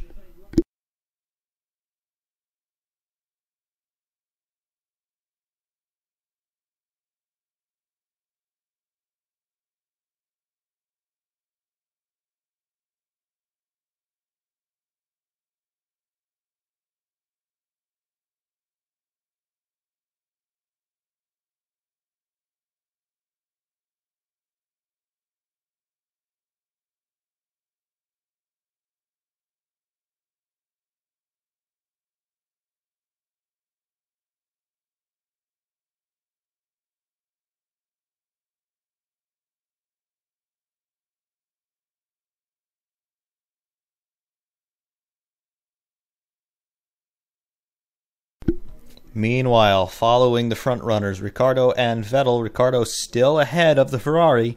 1.3 seconds was the gap a moment ago. It's come down somewhat to 1.2. Meanwhile, Lance Stroll seen going slowly there through the swimming pool. Was he just allowing the faster cars through, or does he have a problem? We'll investigate that.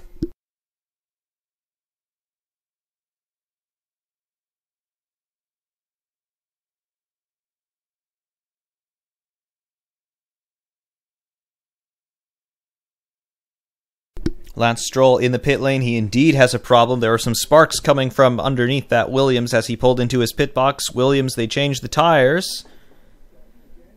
Do they release Stroll? Yes, they do. Stroll resumes. Was it another puncture on that Williams?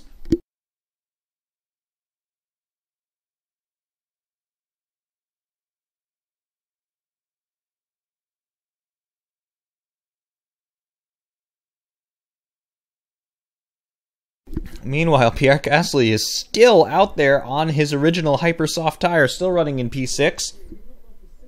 And he is still running faster than the front runners.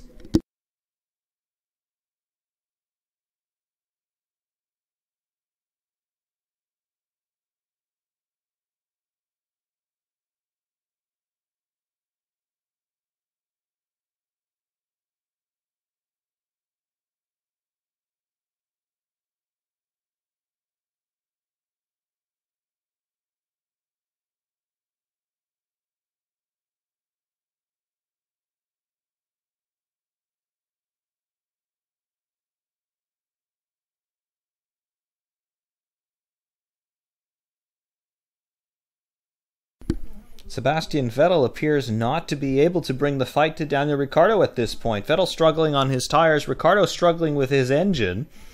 Do those issues cancel each other out at this point? Big lockup here for Pierre Gasly, I believe that is, in the Toro Rosso. He now comes into the pits.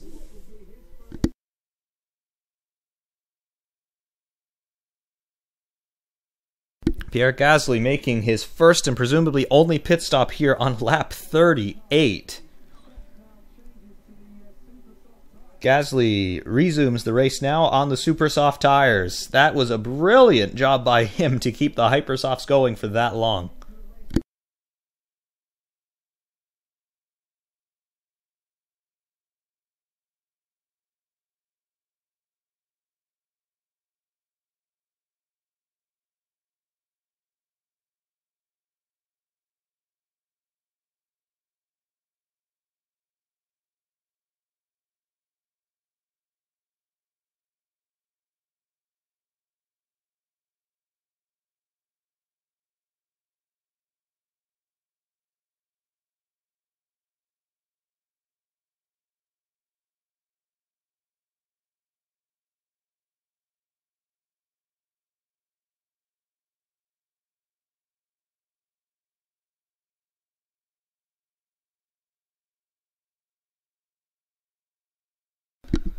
Yes, Toro Rosso with those Honda engines this year, it's been pretty amazing to see the reliability of Honda.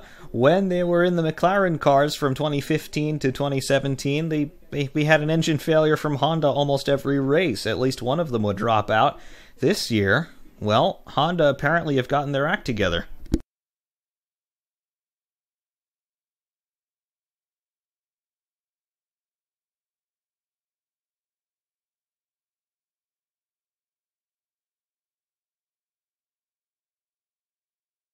Meanwhile, down in P20, fastest lap of the race goes to Lance Stroll. He has just done a 1:15.478. He is 2 laps down. However, Stroll on the hypersoft tires now, he is 4 seconds a lap faster than Daniel Ricciardo.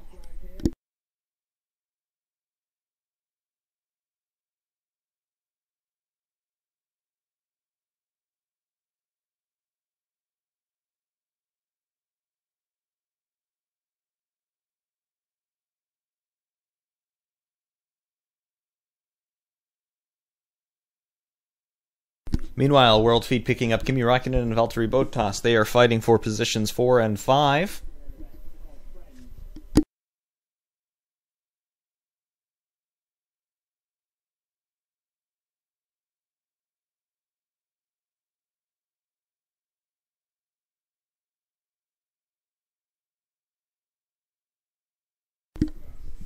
Can Räikkönen keep Bottas behind? It really shouldn't be that difficult of an affair. Bottas has shown us on a number of occasions already this year that when it really counts, he just doesn't have the ability to overtake.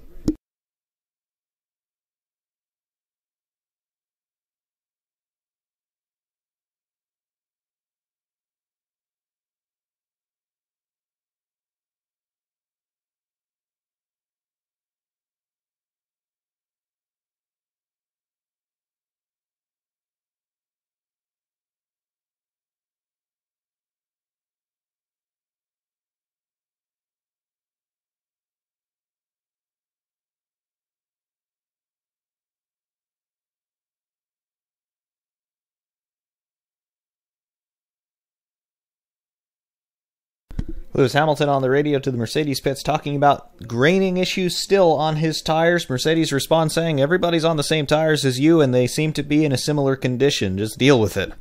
Hamilton not happy today.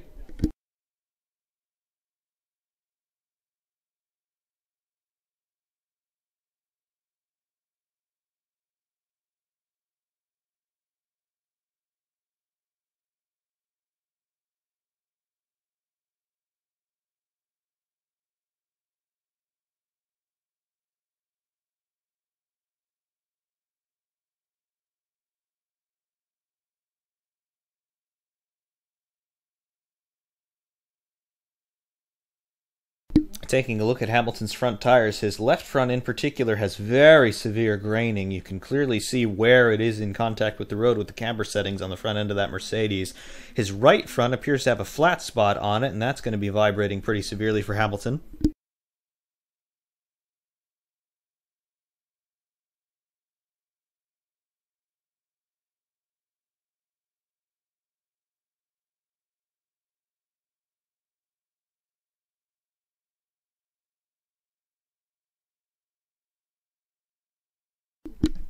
Mercedes on the radio to Hamilton saying, "Hey, Ricciardo's got a power unit issue." Hamilton replies, "Well, this graining's not getting any better. I'm probably going to lose these positions that I've got right now unless we do something." Hamilton obviously wants to stop again. Mercedes obviously don't want to stop again. We'll see what happens.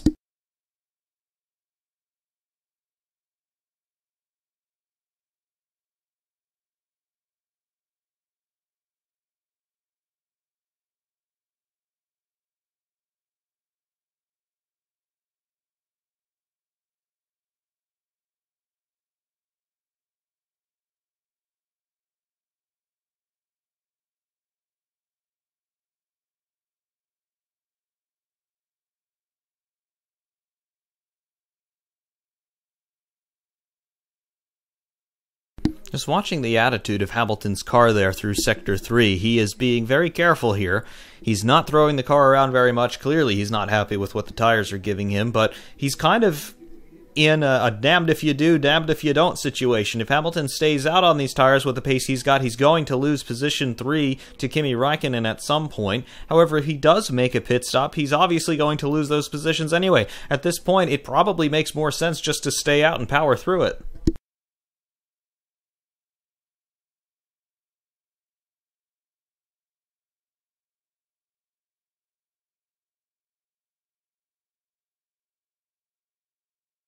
Working lap 43 of 78, the order remains unchanged at the front. Daniel Ricciardo leads Sebastian Vettel by 1.5 seconds. Lewis Hamilton in P3, 1.9 seconds behind Sebastian Vettel. Raikkonen in P4 with a 4-second gap to Hamilton. P5, Valtteri Bottas just 1.6 seconds behind Raikkonen. Nico Hülkenberg currently up there in P6. He has yet to stop. He's running ultra soft tires from the beginning of this race.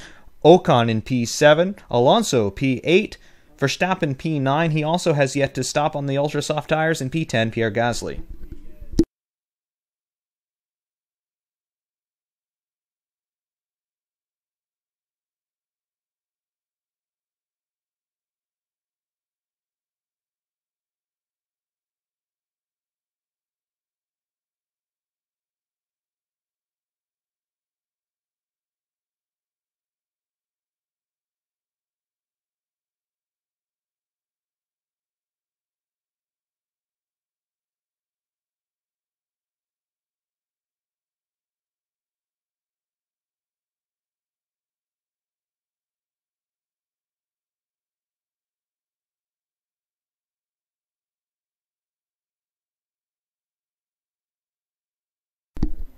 Red Bull pit crew getting their gear on. We can expect Max Verstappen in at any time. Radio.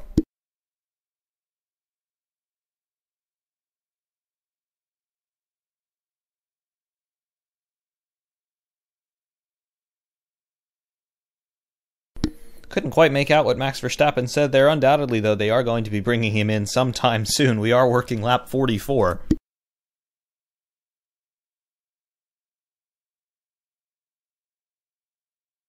Undoubtedly, they will try and put Max Verstappen on the hypersofts, but how long can they last? They're obviously just trying to push this first stint a little bit longer.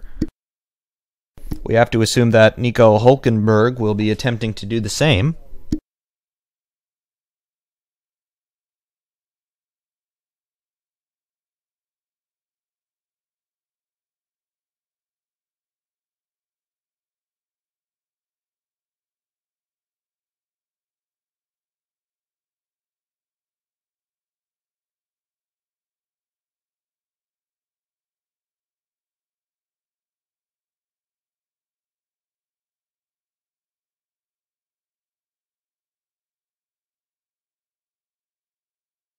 Ricciardo on the radio to Red Bull saying, "Just keep me updated on the pace that Max has got. That's useful for me."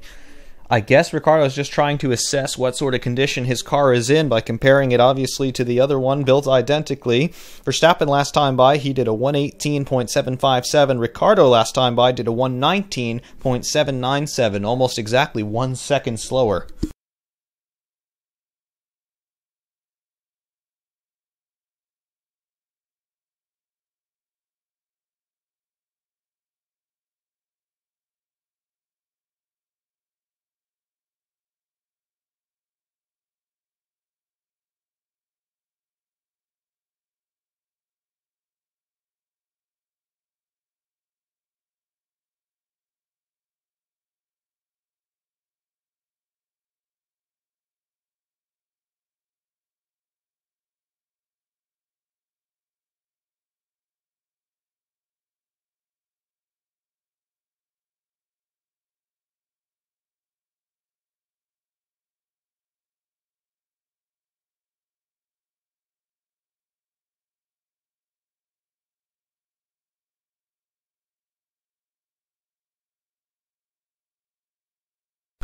Hamilton on the radio again, saying these tires are completely messed up. Mercedes respond, Strat 6. Whatever that means.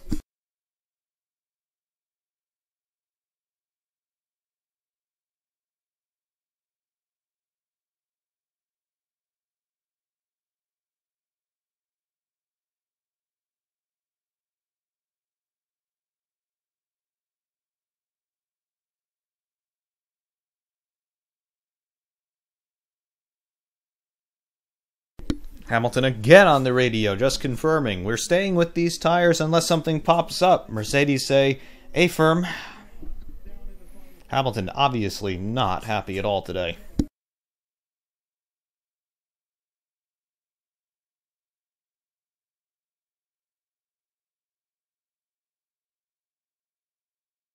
Meanwhile, on the Bottas side of the Mercedes pits, they're telling him, hey, you're doing a good job. Bottas does not respond.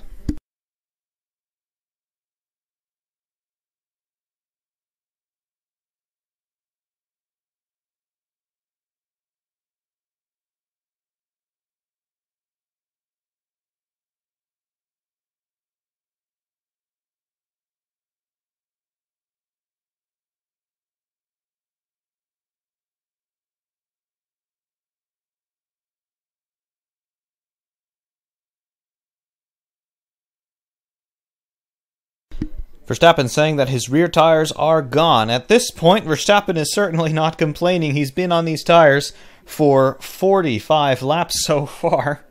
Absolutely amazing.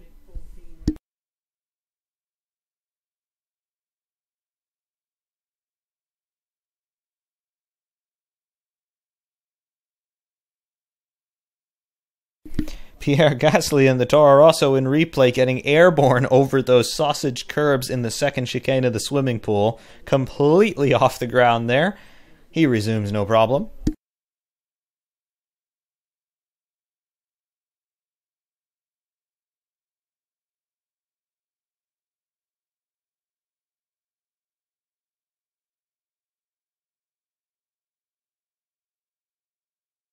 Meanwhile, at the sharp end of this field, the gap has once again closed up between Daniel Ricciardo and Sebastian Vettel.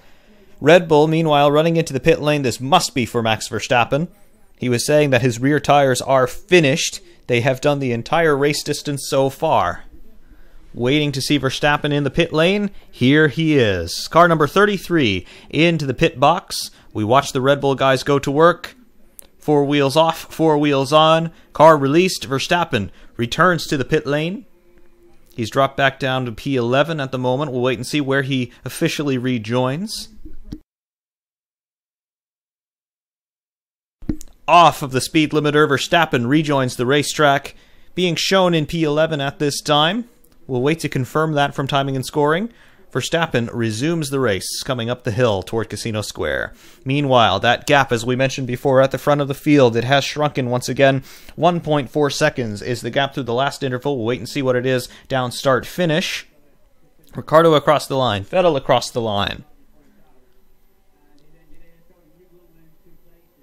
The interval remains at 1.445 across the line.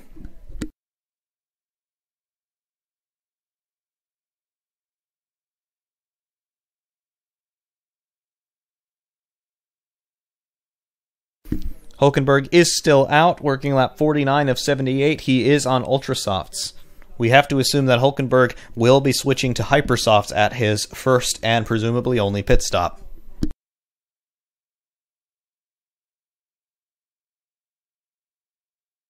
Meanwhile, the gap for position 2 and 3 has come down as well. Hamilton 1.5 seconds behind Sebastian Vettel.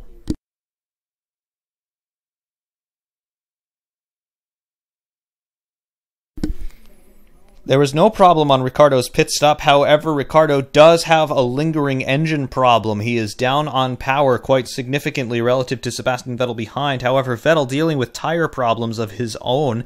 Those issues appear to be cancelling each other out at this time. Vettel unable to put a significant challenge forward to Daniel Ricciardo. Vettel needs to be careful. He's about to fall into the clutches of Lewis Hamilton.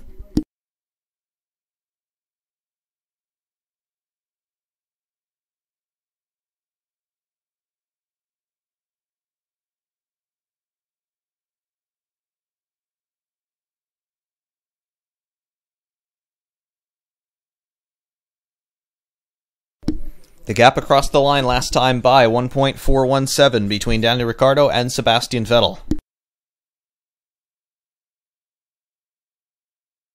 Red Bull on the radio to Ricciardo saying, "What you're doing right now is good, no extra action." So Red Bull apparently have been able to find a happy medium with that car, managing whatever the problem is. Ricciardo still holding the lead of this Monaco Grand Prix, working lap 50 of 78.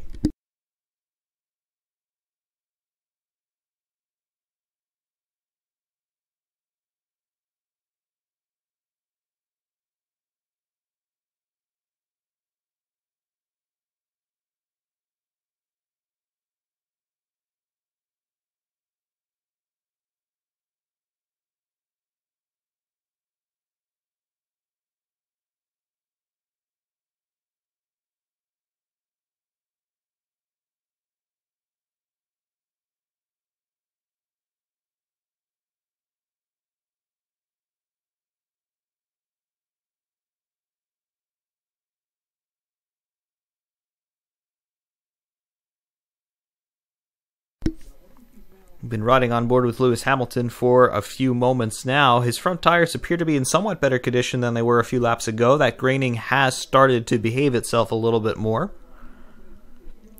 Hamilton hounding Vettel. Into the pits comes Nico Hulkenberg, the last car to pit, and also in the pit is Sergei Sirotkin in the Williams. Sirotkin resumes on the Super Softs. Hulkenberg resumes on the Hyper Softs, just as we had predicted.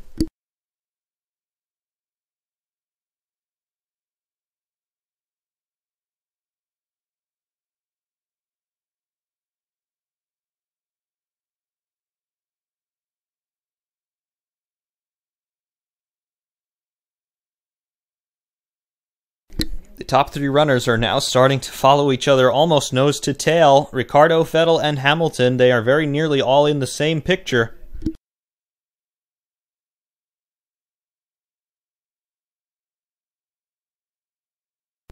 The gap, position 1 to position 2, 1.6 seconds.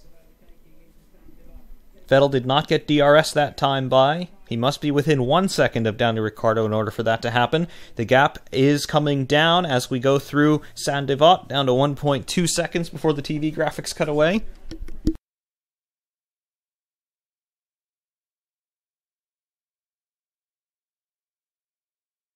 Meanwhile, Lewis Hamilton reeling in Sebastian Vettel as well. Hamilton's tires are significantly older than Vettel's. They're about 10 laps older than Sebastian Vettel's.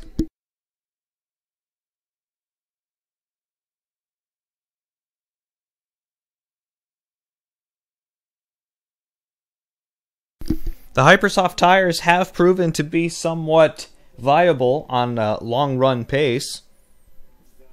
Max Verstappen, he ran Ultrasofts for 48 laps. Hypersofts have been lasting they've been lasting in the realm of 30 laps or so. Not bad.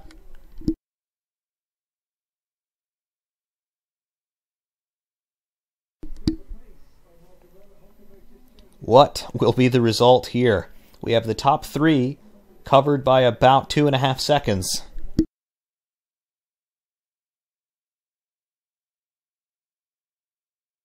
Remember, Daniel Ricciardo still working with some sort of an engine problem on that Red Bull chassis. Can he hold off Sebastian Vettel? The gap now has come down to just 0.9 of a second. Vettel will have DRS advantage if he is able to stay that close down start-finish. What we really need is the world feed to pick up that battle once again. We've been following Fernando Alonso and Pierre Gasly. They're having a scrap for P7 at the moment. Alonso has it and Gasly wants it, but we really need to see what's going on up front. Lewis Hamilton himself just 1.3 seconds behind Sebastian Vettel at this time. Fernando Alonso, meanwhile, on the radio to McLaren saying, no power, no power. He is pulled down off the racing line, down start-finish. He has relinquished P7 to Pierre Gasly. Meanwhile, we pick up the front runners. Yellow flag in Sector 1. I presume Fernando Alonso has come to a stop. Indeed, he has. Fernando Alonso has come to a stop in the run-out area at Saint-Devote. The McLaren is smoking. We have marshals now down in the firing line, attending to Fernando Alonso. We have double-waved yellows in Sector 1 for the incident at Saint-Devote. Again, Fernando Alonso, the car just coming to a halt.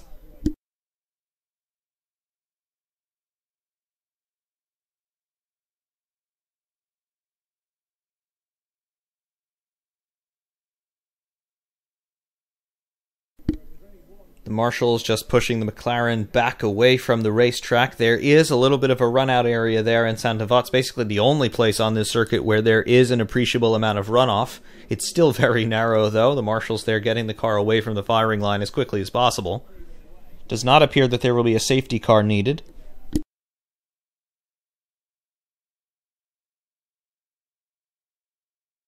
Green flags back up in Sector 1.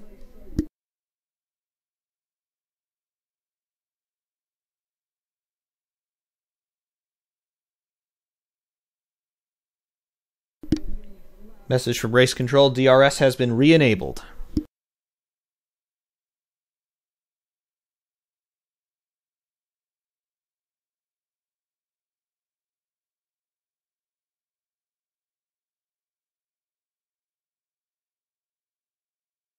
For the record, Fernando Alonso is the only driver to drop out of this race thus far.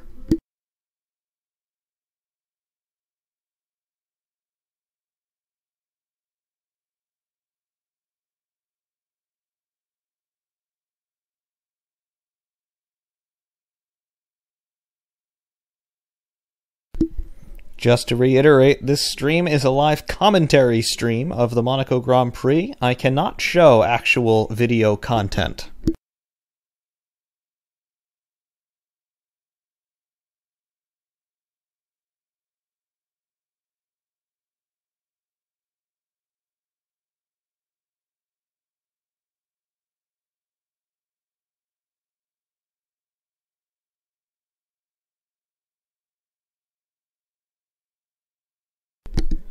Yes, if Fernando were able to fly across the Atlantic at a ridiculous rate of knots, he would be able to make it for the start of the Indy 500 later today.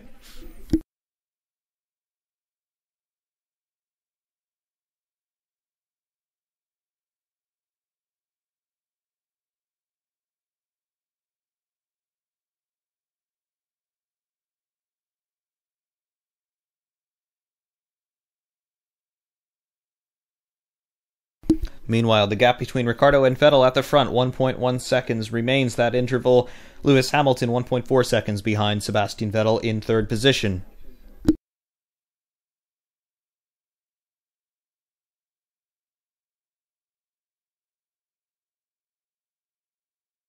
Max Verstappen hounding Carlos Sainz for P9. He is very close, however, once again, it is very difficult to overtake at this circuit. His best bet is probably going to be down start-finish with DRS help, provided that he's within that 1 second gap at the detection zone. The gap at the moment is 0.6 of a second. He's well within that DRS range. Verstappen should have DRS now down start-finish. The camera's cut away to Sebastian Vettel and Daniel Ricciardo. Ricciardo's car still attempting to harvest energy in the acceleration zone, particularly at the entrance to the tunnel. The gap between these two gentlemen has come down to just 0.6 of a second. 0.661 to be precise.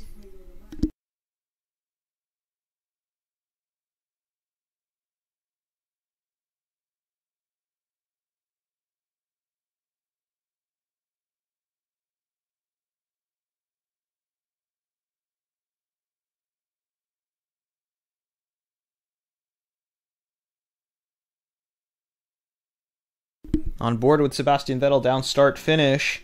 We've been hearing all day now that Ricciardo is down on power. It did not appear, though, that Sebastian Vettel was able to catch the Red Bull appreciably down start finish where these cars can use all of their power. In replay, on board with Fernando Alonso with his loss of power. The car appeared to become stuck in 5th gear for a time. He was able to pull up neutral before hydraulic pressure went away. That was it for Fernando Alonso, unceremoniously out of the Monaco Grand Prix.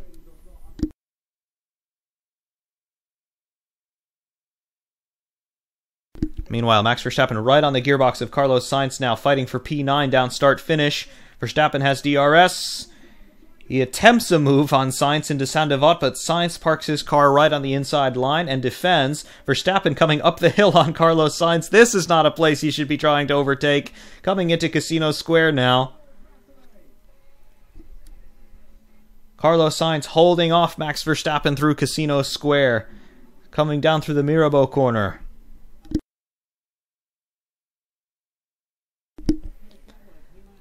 Look at this. Max Verstappen making some contact there in replay with Carlos Sainz down to the Nouvelle Chicane, which is exactly where these two men are approaching once again. Verstappen right on the gearbox of Sainz through the tunnel. Will Max attempt to move into the Nouvelle Chicane? He's going for the outside, which is an interesting tactic. Verstappen misses the apex of the chicane. He's going to have to give that position back. He has overtaken Carlos Sainz. He's going to have to give that position back.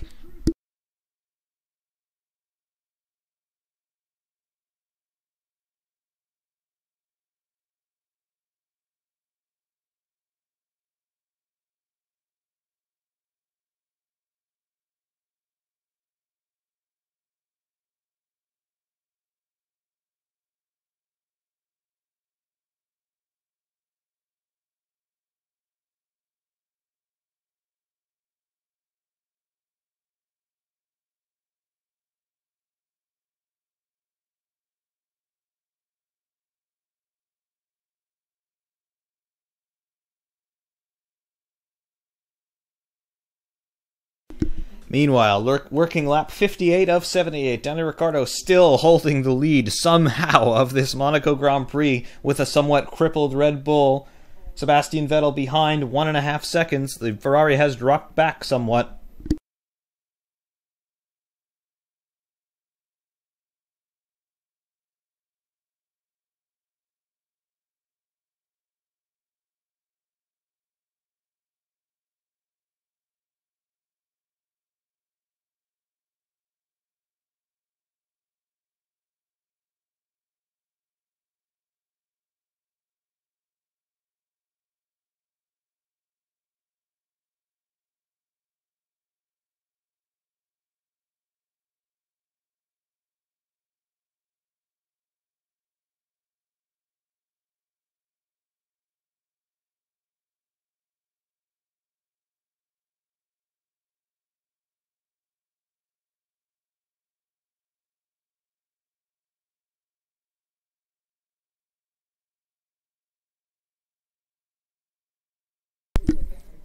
Following up on that Verstappen-Sainz battle, Verstappen, he did miss the apex of the Nouvelle Chicane. However, Carlos Sainz, he has dropped back by 5 seconds in just one lap since that move. There does not appear to be any penalties forthcoming for Max Verstappen. Martin Brundle's assessment of the situation is thus: he did make a reasonable attempt to make it around the corner, however he did hit the apex from the backside of the curb.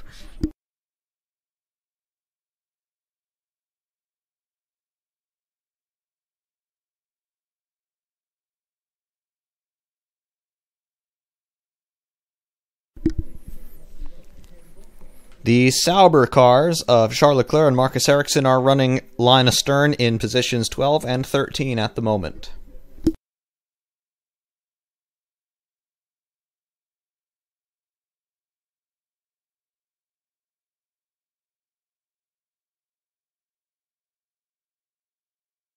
We have seen Mercedes mechanics getting some tires ready. However, it's unclear whether or not they will bring either one of their drivers in for a second time. Meanwhile, Max Verstappen sets the fastest lap at a 1:14.847.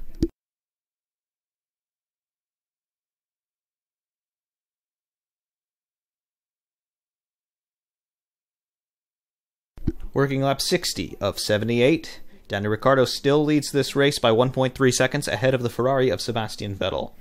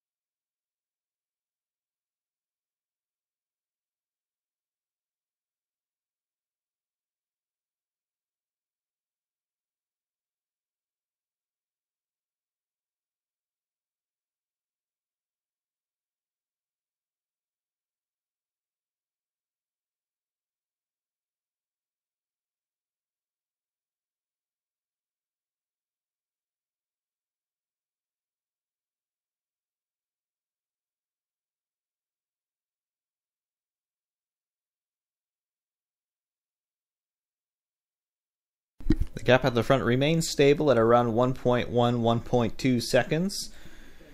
We are starting to run out of time in this race. If Sebastian Vettel thinks that he has anything for Daniel Ricciardo in front, he's going to have to start thinking about where he's going to pull that maneuver off.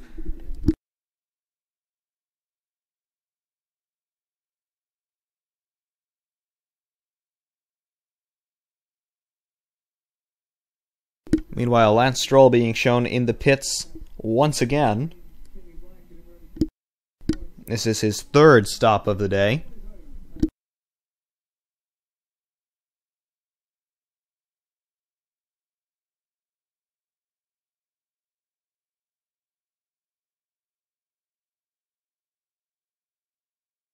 Lance Stroll goes on to another set of the Hypersofts.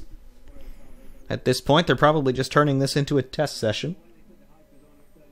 Stroll resumes in P19, last car running.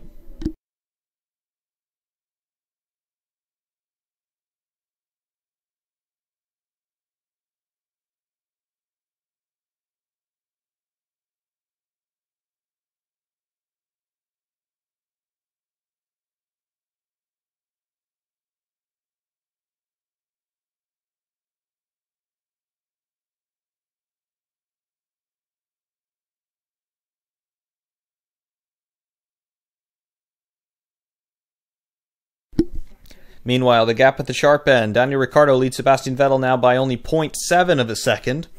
Vettel, he will be in DRS range. Down start finish if that maintains.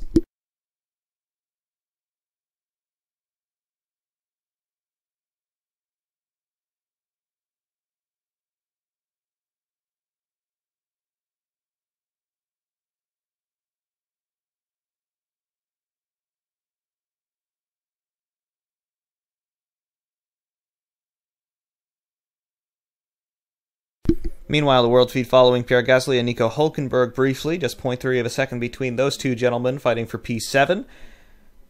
We have caught up with the front runners once again. Daniel Ricciardo leading Sebastian Vettel now by 1.5 seconds. The gap seems to be stretching in and out as the field passes through sectors 1 and 2. It starts to close up in sector 3. However, through sectors 1 and 2, the gaps all extend a little bit. Hamilton has dropped back a little bit from Sebastian Vettel. He's now 3.1 seconds behind the German.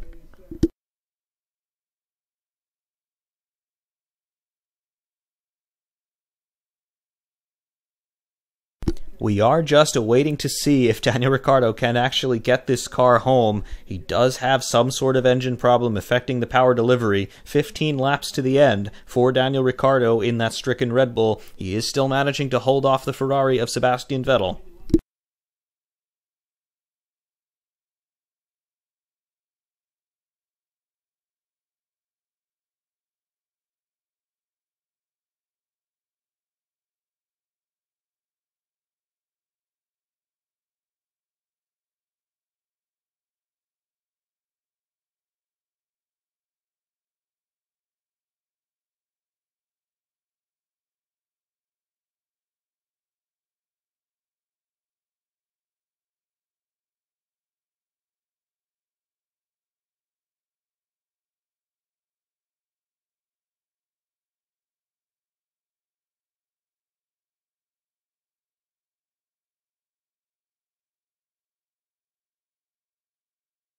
Once again, as we have been seeing over the last few laps, the gap does start to close down in Sector 3 between Ricciardo and Vettel. Vettel once again within 1 second approaching start-finish, but he just cannot make any sort of advantage happen.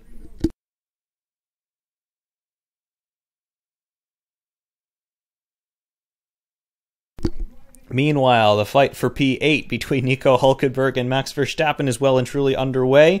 Hülkenberg trying to take Pierre Gasly for P7 in the meanwhile. Verstappen could well be up 2 positions by the end of all of this. This trio approaches start-finish. Verstappen following both Gasly and Hülkenberg. Will Verstappen attempt anything into turn 1? I believe he's a little bit too far away. Hülkenberg holds station behind Gasly. Verstappen makes it through Saint-Devote. All 3 men continue on another lap of Monaco.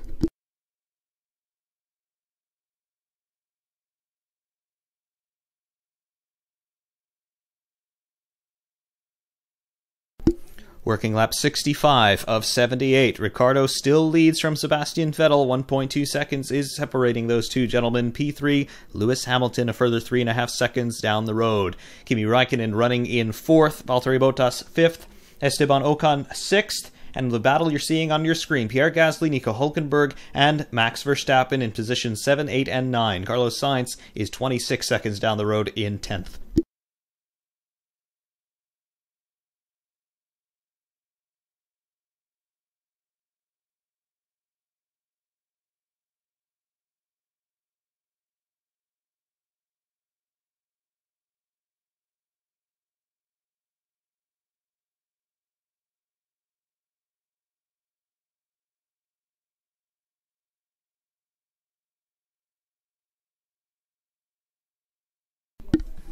Nico Hülkenberg and Max Verstappen with DRS down start-finish. Neither man is able to do anything about Pierre Gasly in P7, however. Following the front runners once again, Daniel Ricciardo through the hairpin, through the Poitiers corner. Sebastian Vettel 1.4 seconds behind. The gap remains stable over the last 10 laps or so. Vettel is able to get within DRS range approaching start-finish, but he's unable to convert that into any sort of overtaking position. Ricciardo dealing with a damaged Red Bull, some sort of engine fault in that Renault power unit. However, Ricciardo has been able to hold the lead of this race from lights out. And now with only 12 laps remaining, it does appear, barring disaster, that Daniel Ricciardo has everything he needs to be winning this Monaco Grand Prix. Sebastian Vettel will do everything in his power to make sure that that does not happen. However, the Ferrari does not appear to have anything in the bag for the Australian.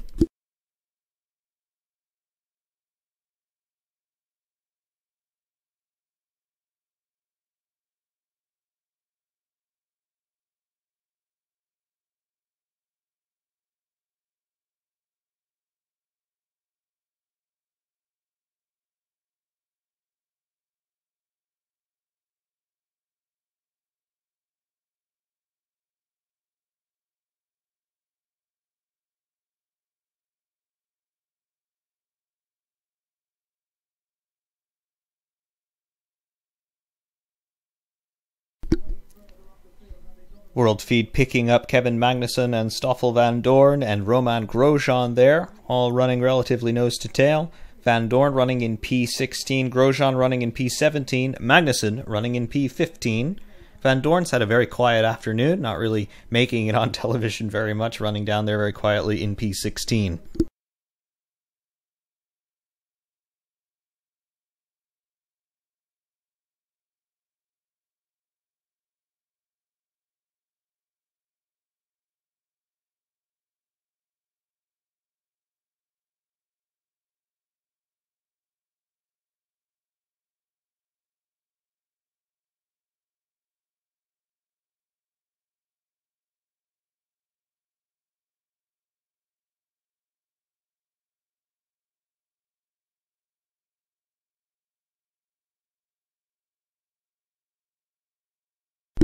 Meanwhile, this squabble over P7, Gasly, Hülkenberg, and Verstappen, the order remains unchanged over the last 3 or 4 laps. Gasly remains in P7, Hülkenberg and Verstappen both want it, neither man able to do anything to the Toro Rosso in front.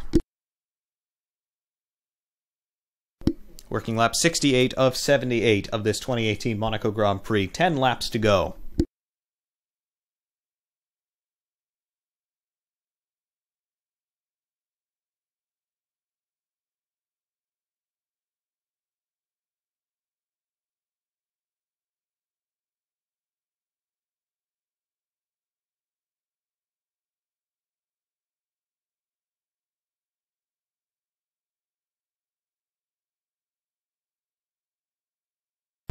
For the record, Daniel Ricciardo's Ultra Soft tires are 50 laps old.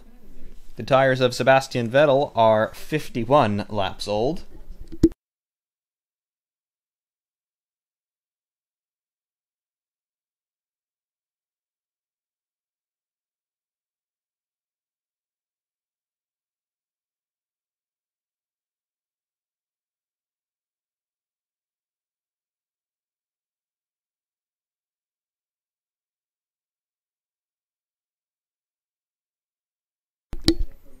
The gap at the front remains 1.7 seconds now between Ricciardo and Vettel, working lap 69 of 78. Lewis Hamilton a further 5 seconds down the road in third place.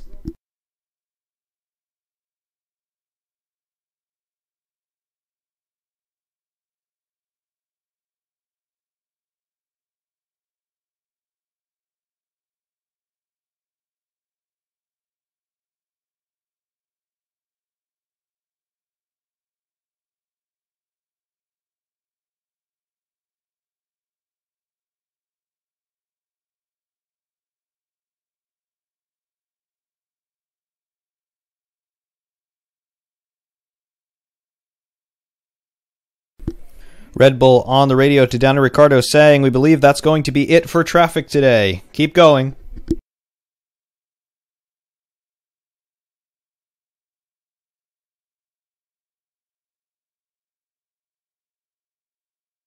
Just a reminder for those of you who care, Driver of the Day voting is now open. F1.com/vote. Cast your vote for Driver of the Day.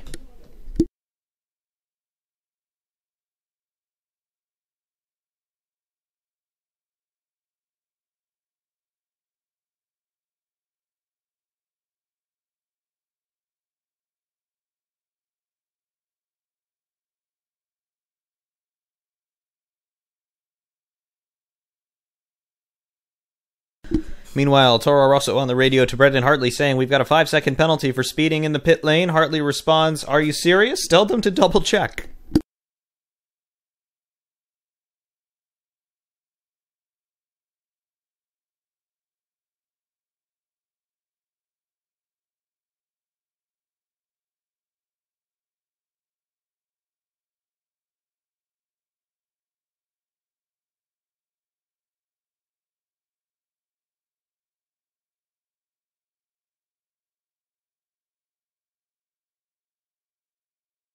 Working lap 71 of 78.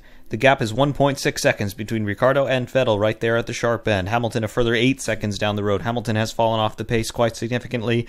Vettel continuing to hound Daniel Ricciardo, but unable to advance his position. Meanwhile, Kimi Räikkönen in P4.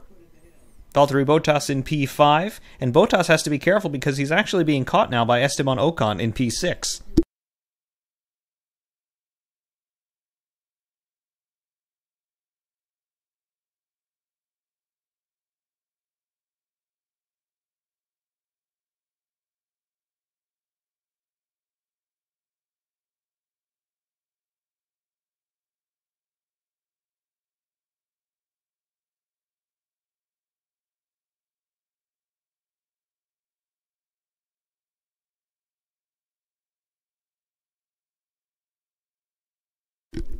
Esteban Ocon, suddenly he is a player in this race. He is starting to approach the gearbox of Valtteri Bottas for P5. Bottas, he has also had a very quiet day in the realm of nowhere in particular. However, Ocon might just be able to do an honest overtake on a Mercedes. Yes, of course, there are Mercedes engines in the back of that Force India. However, when it comes down to it, does Ocon really care about that? I would say not likely.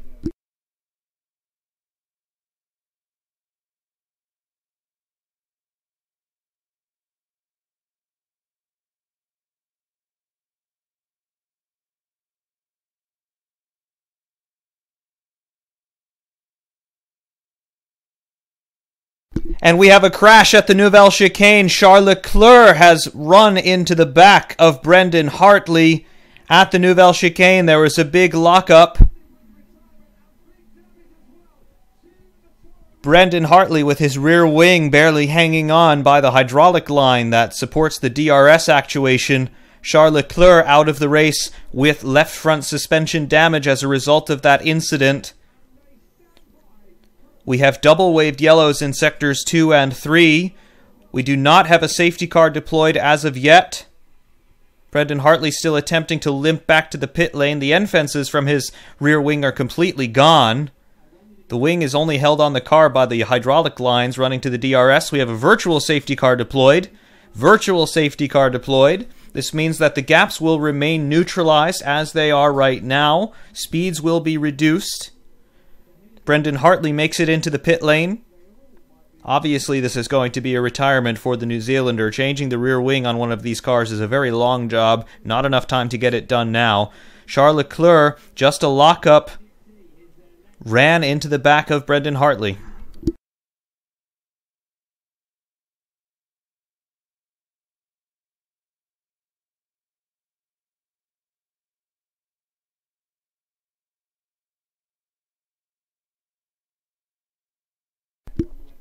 Both drivers do appear to be fine, uninjured in that accident, despite it looking quite spectacular. That was the slow motion detail of the season so far. Leclerc mounting the back of that Toro Rosso, getting the nose up in the air. Both drivers are just fine. Hartley was able to recover to the pit lane. Leclerc out of the car at this point.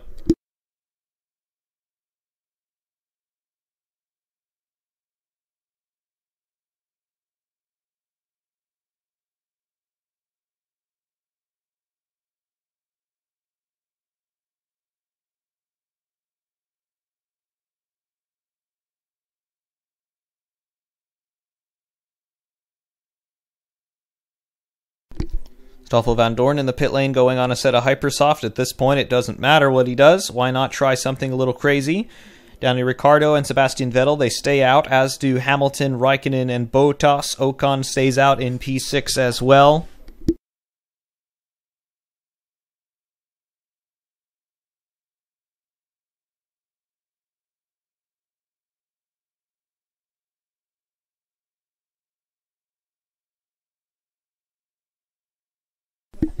Race control saying the VSC is being stubbed down. Virtual safety car is being stubbed down with 4 laps to go. Green flags are up. We are racing again at Monaco.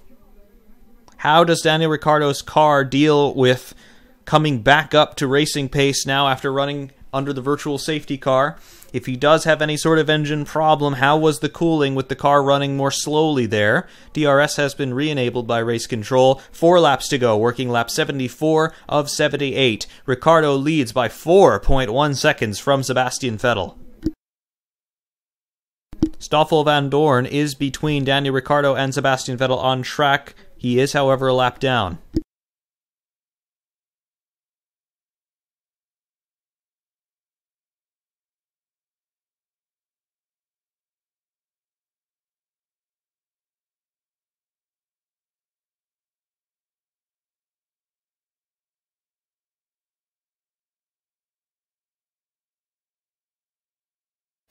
This time by across start finish. The gap between Sebastian Vettel and Daniel Ricciardo there for positions 2 and 1, 5.1 seconds.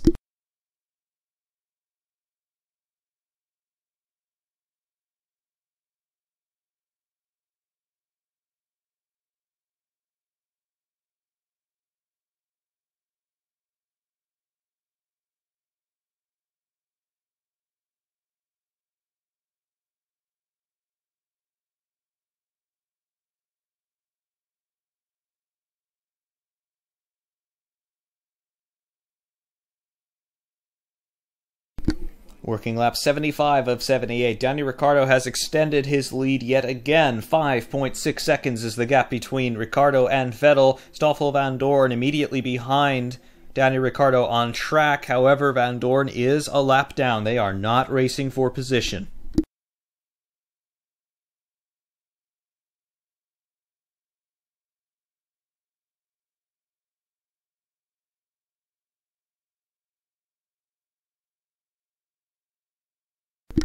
What Stoffel Van Dorn is trying to do here, he's trying to unlap himself so that he can get a full 78 laps of race distance. Ricciardo obviously does not want Van Dorn there with just 3 laps to go and dealing with an already stifled car to some extent. I do imagine that Ricciardo would let Van Dorn through if given the opportunity to do so safely. Lewis Hamilton currently running in P3. He is 8.5 seconds down the road. Sebastian Vettel, meanwhile, big lockup into the Mirabeau corner. He does continue. The gap is 5.9 seconds now. The Ferrari has just fallen off the cliff in terms of pace.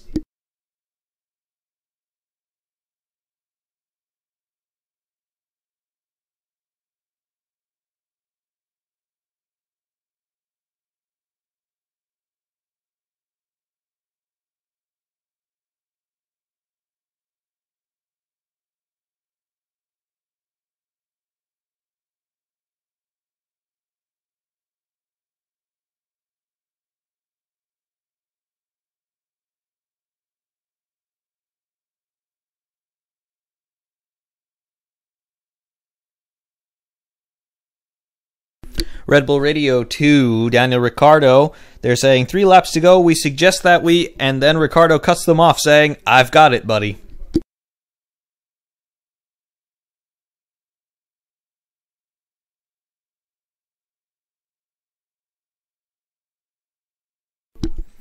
World Feed picks up Charles Leclerc walking back into the pit lane. He is completely fine after his somewhat scary-looking accident there at the Nouvelle Chicane. The native Monegasque out of this race, as are Brendan Hartley, who was taken out by Leclerc in that incident, and Fernando Alonso, who retired with some kind of mechanical failure.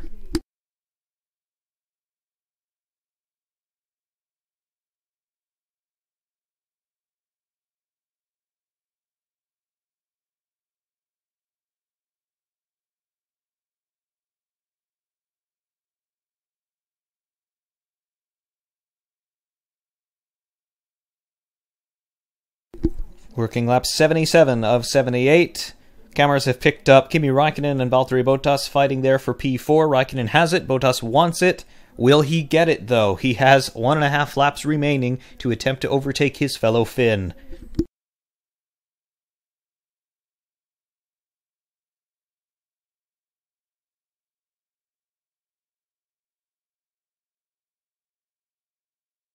Daniel Ricciardo, meanwhile, has started the final lap of this 2018 Monaco Grand Prix. His gap now has grown to 7.1 seconds over the Ferrari of Sebastian Vettel. Daniel Ricciardo through the Lowe's hairpin for the final time, coming down to the harbour side, quite steeply downhill in this section of the circuit, through the Poitiers corner, entering the tunnel underneath the hotel for the final time. Daniel Ricciardo with Stoffel Van Dorn a lap down in tow. Through to the Nouvelle Chicane for the final time. Second gear, left and right through the Nouvelle Chicane, down to the Tabac corner. About 100 miles an hour through here, through the piscine, the swimming pool complex. Left, right, and then right and left through the second chicane down toward La Rascasse, the final corner here on the Monaco Grand Prix circuit. It's only a few hundred yards to go for Daniel Ricciardo. He has his left arm aloft, waving to the fans as he takes the checkered flag to win the 2018 Monaco Grand Prix. An absolutely stellar drive from the Australian in a crippled Red Bull. We got word of an engine problem on that RB14 about 60 laps ago. Daniel Ricciardo holding off the Ferrari of Sebastian Vettel to win the Monaco Grand Prix for the first time in his career. Redemption for the Australian after losing what was a sure victory here in 2016 thanks to a bungled pit stop. Daniel Ricciardo is a Monaco Grand Prix winner.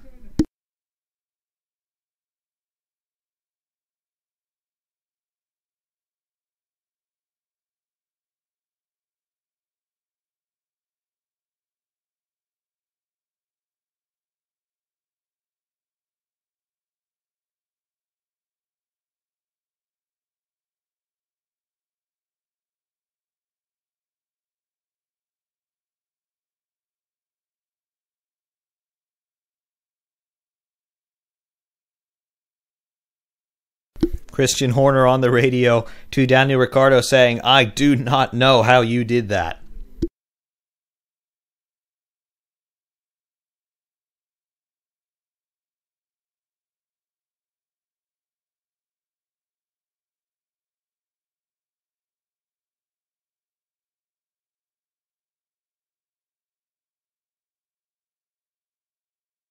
I have to say, this is going to be a very popular victory indeed. Daniel Ricciardo, well respected up and down the pit lane. He has won driver of the day as well, therefore very well respected amongst us, the fan base, as well. The Australian almost always has a positive attitude, almost always has a smile on his face, and a zinger of a comment ready to go for the cameras. And more importantly than all of that, he is a great racer. Brilliantly deserved victory for Daniel Ricciardo today.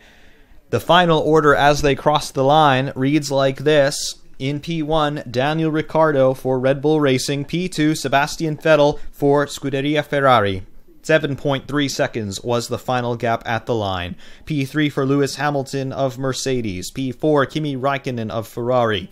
P5, Valtteri Bottas in the second Mercedes. P6, Esteban Ocon in the Force India. P7, Pierre Gasly in the Honda-powered Toro Rosso. P8, Nico Hülkenberg in the first of the Renaults. P9, from starting last on the grid, Max Verstappen in the second Red Bull. P10 for Carlos Sainz. P11, Marcus Ericsson in the sole remaining Sauber. P12, Sergio Perez in the second Force India. P13, Kevin Magnussen for Haas. P14, Stoffel Van Dorn in the only remaining McLaren. P15, Romain Grosjean in the second Haas. P16, Sergei Sirotkin for Williams. P17, Lance Stroll for Williams. P18, and crashed, Charles Leclerc in the second Sauber. P19, and also crashed, Brendan Hartley, your last car classified. P20, and not classified, Fernando Alonso. Daniel Ricciardo has parked up on the start-finish straight, which functions as Parc Fermé for our top three finishers here in Monaco. He is very methodically unbelting himself and disconnecting his umbilicals from the car. He removes the steering wheel. He climbs up out of the cockpit to salute the crowd here, gathered to bring home the winner of the Monaco Grand Prix. This is a big moment in the career of Daniel Ricciardo. He surely had this race won back in 2016. It was a botched pit stop that took it away from him. Not today.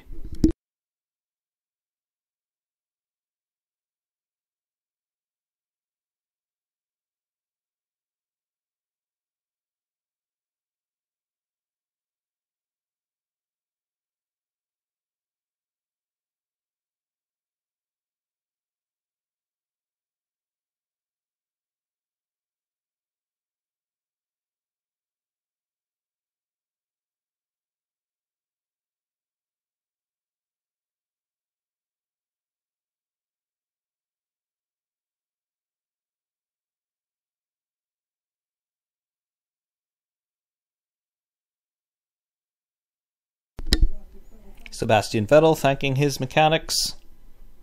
Obviously somewhat more muted celebrations from the Ferrari boys, and David Coulthard is waiting in the wings to do our post-race interviews.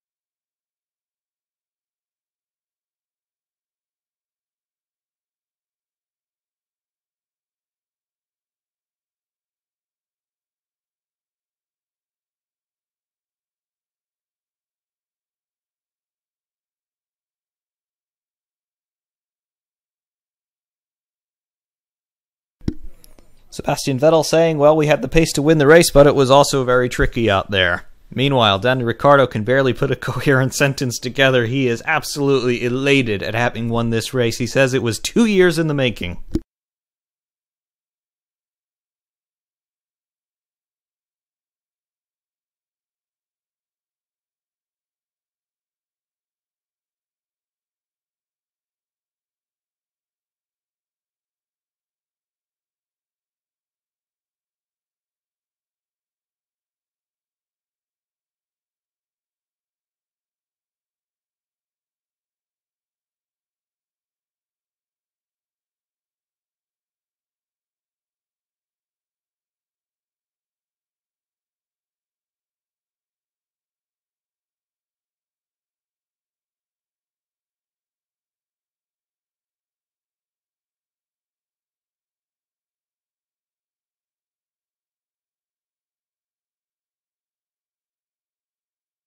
Danny Ricciardo offering some insight into what was going on in the cockpit. He didn't have access to 7th or 8th gear. That does make me think once again, is there some sort of turbocharger issue? Obviously, these cars are going to be generating the most boost in 7th and 8th gear because the revs will drop, and therefore they're not under the fuel flow restrictions as much. The turbocharger can build more boost. I do wonder if there was an exhaust leak of some kind or a wastegate problem on that turbocharger. However, whatever it was, Danny Ricciardo was able to get the measure of it and bring it home in P1.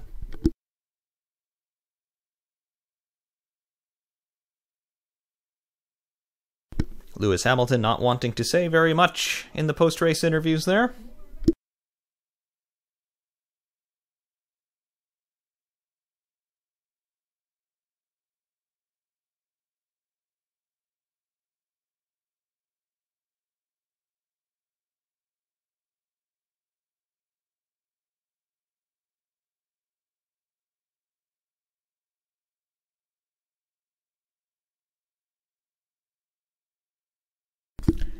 And now the drivers will make their way up to the Royal Box, where His Serene Highness Prince Albert II is waiting to present the podium finishers with their trophies.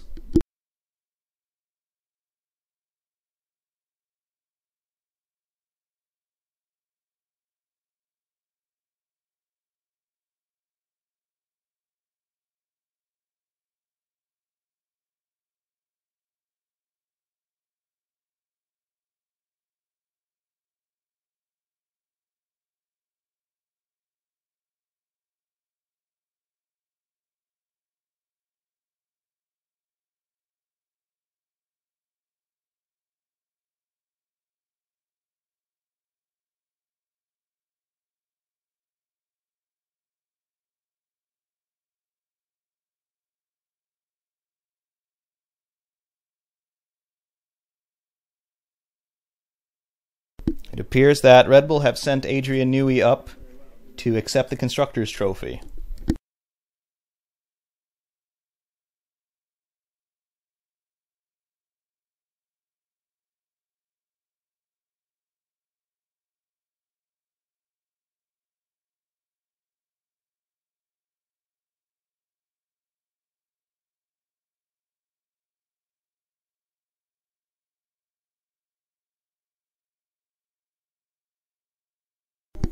Stand by for the national anthems of Australia and Austria.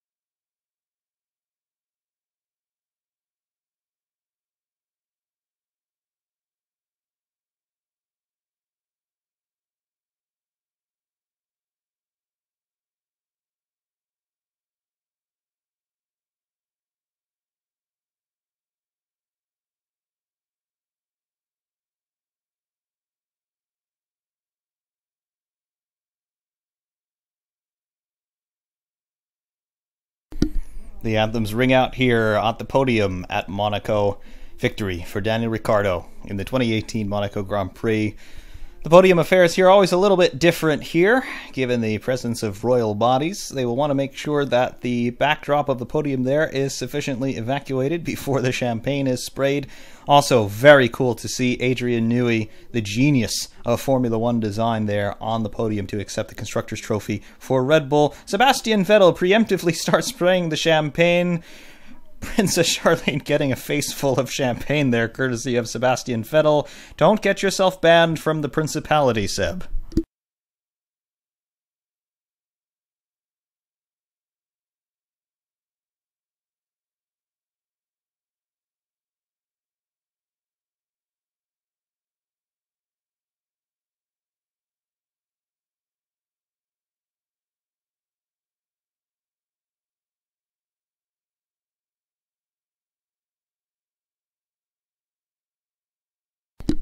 With Daniel Ricciardo's win here in the Monaco Grand Prix, the Drivers' Championship standings look a little bit like this.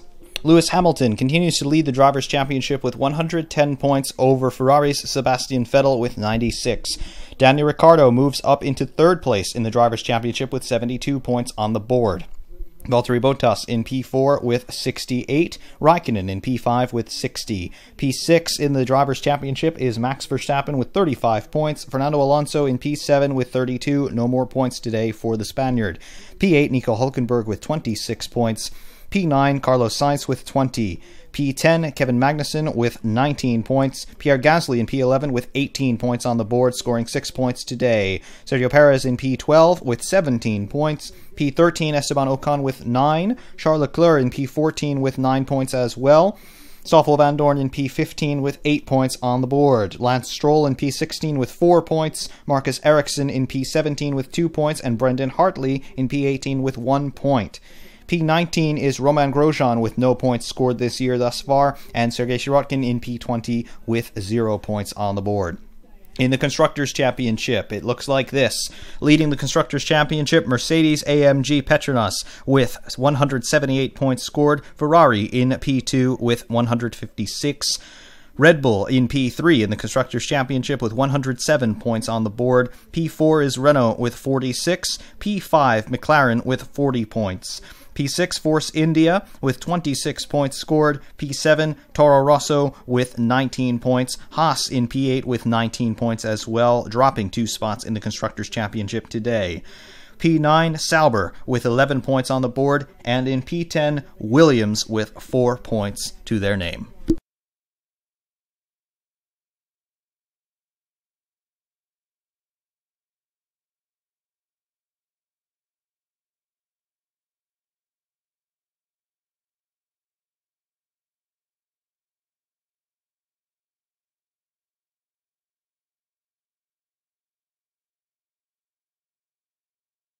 This certainly was a race of redemption for Daniel Ricciardo.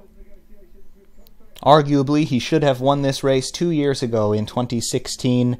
Thanks to a bungled pit stop, it slipped away from him, but today, Daniel Ricciardo cements his place among the truly great drivers of Formula One history, winning the Monaco Grand Prix, something that his fellow countryman Mark Webber was able to do on 2 occasions in 2010 and 2012.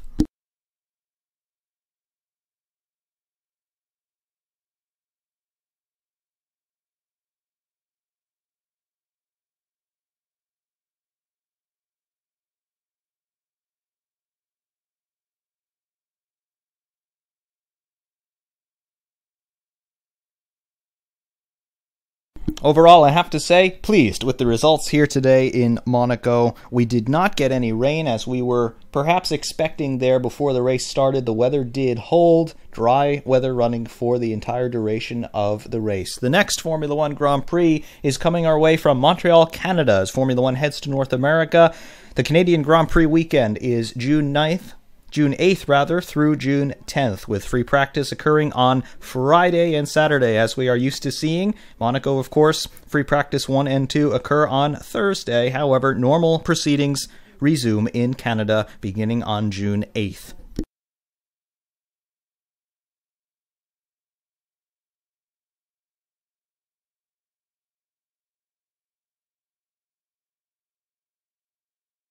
that will wrap up our live commentary stream today from the Monaco Grand Prix. I do thank you all very much for watching. Ferrariman601 saying thanks, and of course we will see you soon.